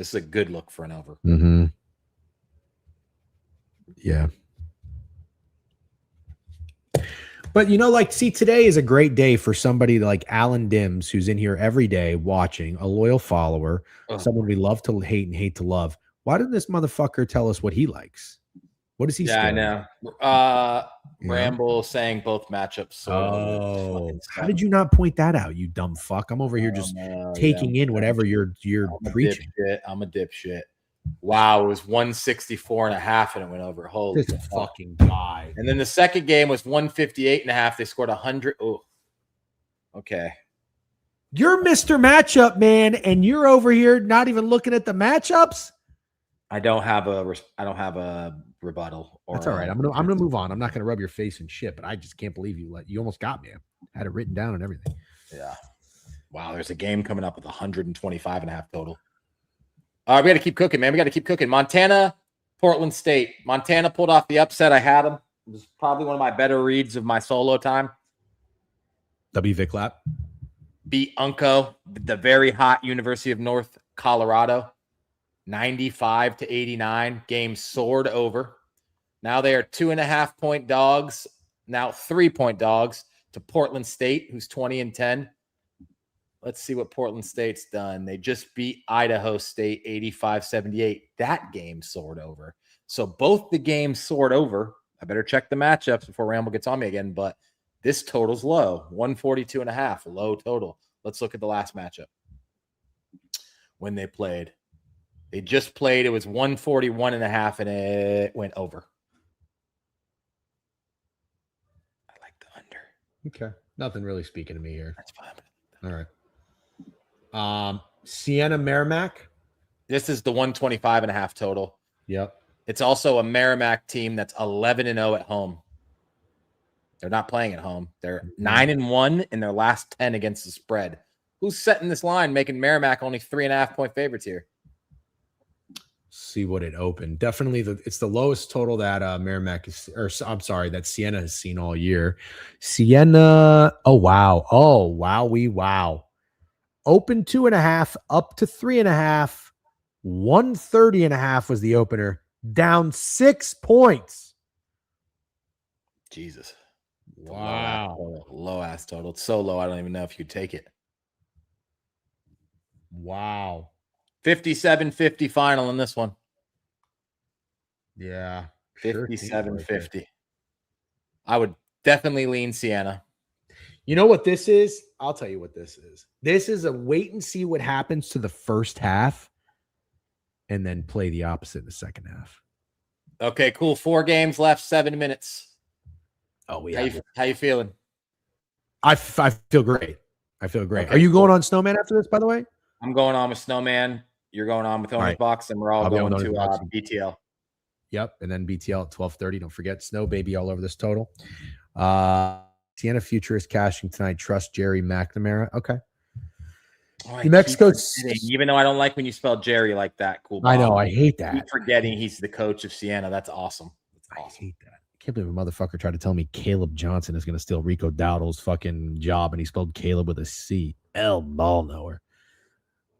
New Mexico State, Jacksonville State. I mean, both these teams are about 500.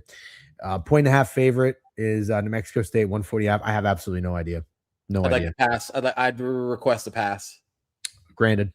McNeese, dude, 14-0 at home, 26-5, 7-point favorites against Utah. No, sorry, Texas Rio Grande Valley, UTRGV. That's an abbreviation, by the way. I know that. What about this, man? I think this is a really interesting stat I'm about to tell you. McNeese is 9-1 in their last 10 games, but 3-7 against the spread. UTRGV 8-2 in their last 10 games, 7-3 against the spread. I will check up previous matchups. McNeese ain't covering against fucking nobody. You think that line is kind of fat? They beat RGV last game, but didn't cover. I don't know. No, I don't think the line's fat. I think McNeese gets a lot of respect. Weren't they like in the tournament last year and everyone was really excited about them? Are they the guy that had Amir Khan? Yeah. Is that McNeese? Yeah. Yep. And now he's back, right? Isn't Amir Khan back? He's with a different school. I thought he went back or something. He went back to McNeese? You can't do that. I thought he went back to where he started from. He was at another school. Now he's back with McNeese. Yeah, I know. Don't you kind of want to fade it? I don't think he ever left. Oh, I thought he left. Yeah, he's at McNeese. I think he went back, dude. Goots, I don't know, man. I thought he left. I think we thought he left and went with Will Wade to NC State, but I don't think that ever happened. We didn't hear from him for months, and now he's back in McNeese. Got it. Okay. So we never saw Amir Khan leading out the North Carolina State Wolfpack with a big boom box. I don't like that fucking guy. I don't really like that guy either, to be honest. Not my style of guy. Not really his fault, though. I mean, it's like... you want to fade McNeese? Wow. Why don't you... Time goes by quick when you have 7 minutes to talk 4 games. Pretend you were to UMass this. How would you do it? Udergriffy? Yeah, Udergriffy. It would be cool if it was GRV, then it would be Udi Gravy, and that would be fucking sick. That's actually pretty cool. All right, Oklahoma State and Colorado. Colorado 1-point favorite. Total 162.5. You know what? Every time tournament time comes around, I just think about fading Oklahoma State. I don't like their basketball school. Shout out to Mike Gundy though for the cameo. Are they a dead program? I mean, 3-7 in the last 10, 4-6 in the last 10. You would think Colorado State might be a little up here. I'm sorry, Colorado, not Colorado State. I don't know, man. The Colorado's not very good. Oh, is this a home game? Baylor getting steamed. No, it's neutral. Fuck. Are they really? Why'd you just yell fuck? Because I was going to take a -4. Oh, they're 5.5 now. Yeah. Yeah, no, I'm not taking that. I'm out. This is LED core. Oh, God. I will, Dawes. I'm going to do that. The hardwood needs to be the hardwood. Trent is on Baylor. I thought Trent was nuking Arizona State. Who is fake newsing us? Yeah, Steak, you did cook NBA last night. Great job. God, I would have actually said I was back if I could have hit the word. Oh, yeah. That was a shit wager. Trent is on ASU. Yeah. Okay. Turns into ASU, not Baylor. All right. That's probably why there's been a 1.5 move. Oh, he did correct himself. Don't time him out. You stop yelling at people. Yeah, dude. Yeah. I hate these fucking stupid courts. I hate them. You can call me grandpa yelling at clouds for that bullshit. Hate these fucking courts. Nothing cool about it. All right, last game and let's wrap it up. Idaho and Eastern Washington. I'll take the under in Colorado. Fuck it. I don't even know where the game is. It's a neutral. You know what I'm talking about, though. Idaho -1 against Eastern Washington. Total 151. Maybe short. Why? Why would this be? Oh, Eastern Washington's been hooping. The chat told me that. 9-1. They're 9-1. They have been hooping, and they hooped again yesterday. You know, uncovered. Just quick. Can I give you a quick Idaho story? I don't know if I've already told you this before, but I talk about people in the chat make these jokes that remind me of elementary school humor. Like their brains haven't evolved and they still like like fart jokes and stuff. And that's fine. Yeah. 7th grade, I had a crush on my social studies teacher. And she used to, if you like did something in class, you would have to stay for an hour and like study. So I would like do things to piss her off on purpose so she would keep me behind, and I would like try to flirt with her. And she did the thing on like the, like the, what's that thing where it like projects onto the screen? What's that called? Projector? Not a protractor. No, there was a fucking name for it. But anyways, it had like the clear like sheet of paper it would put on, and then it would push up. Everybody knows what I'm talking about. Well, maybe they don't actually. They're all young, so they use like fucking laptops and shit. But anyway, you put a map on there, and she would point to the state, and you overhead. Yeah. But there was the thing that it has a name. She would point to the state, and you'd have to say the capital. And she pointed, and she said, Idaho. And I said, you are? What's the capital of Idaho? Boise. Good job. Yeah. It's an easy one. Yeah. But anyways, that was good. Yeah, she wasn't happy about that one though. There was no flirting with that one. I just picture like Jesus being in that class with you. What? Why would Jesus be in that class with me? Same age. Jesus? Are you making? Why is this a religious joke? Oh, it's an old. Oh, it's like an old. Yeah. You could have said. You never heard your mama's so old she sat behind Jesus in the 3rd grade? No, I never heard that. You never heard that joke before? Damn, Never. that joke rocks. No. All right, where were we? Idaho and Eastern Washington. I don't know. Give me something. I don't think you should be fading Eastern Washington, man. Hottest team in the country, Eastern Washington. Okay. All right. I'm out on Baylor. 2 teams. Here's what I got: Pitt money line or bust. SMU, UMass Lowell, Missouri State, Mercyhurst LIU over, Penn State Northwestern over. 1, 2, 3, 4, 5, 6. What do we call them? Strong leans. Yeah. All right. So the show's over. This is what I need from you today. Fake sharp sheet. Got to get it out. 3 picks. Dog of the day, which we're introducing, by the way. Any sport. Any sport will both be picking a dog of the day. It could be hockey. It could be World Baseball Classic. It could be college basketball. I don't give a fuck. Dog of the day from each of us. That will be debuted today. Look at you. Debuted. I don't even know. I don't even know how to fucking say it anymore. It's fucking debut, you moron. And then the Sunday steak special plus 290, bang, back up over $3,000. We're running that bitch back too. We got so many things. I have to put this on my calendar. Wait, no one Yeah, else you did do. it. Who's your dog of the day? I have a dog of the day right now. Come on, Mr. Fucking Rhyme or Reason. Give the people what they want. I have to give him one. Nope. It's going to be in the NBA, and I'm going on to chat with Snow. I'll let you know after that. All right. I'm in over Owner's Box. You guys have a great day. Good luck on all your wagers. BTL will be on here in 30 minutes. We will catch you guys tomorrow morning. Hasta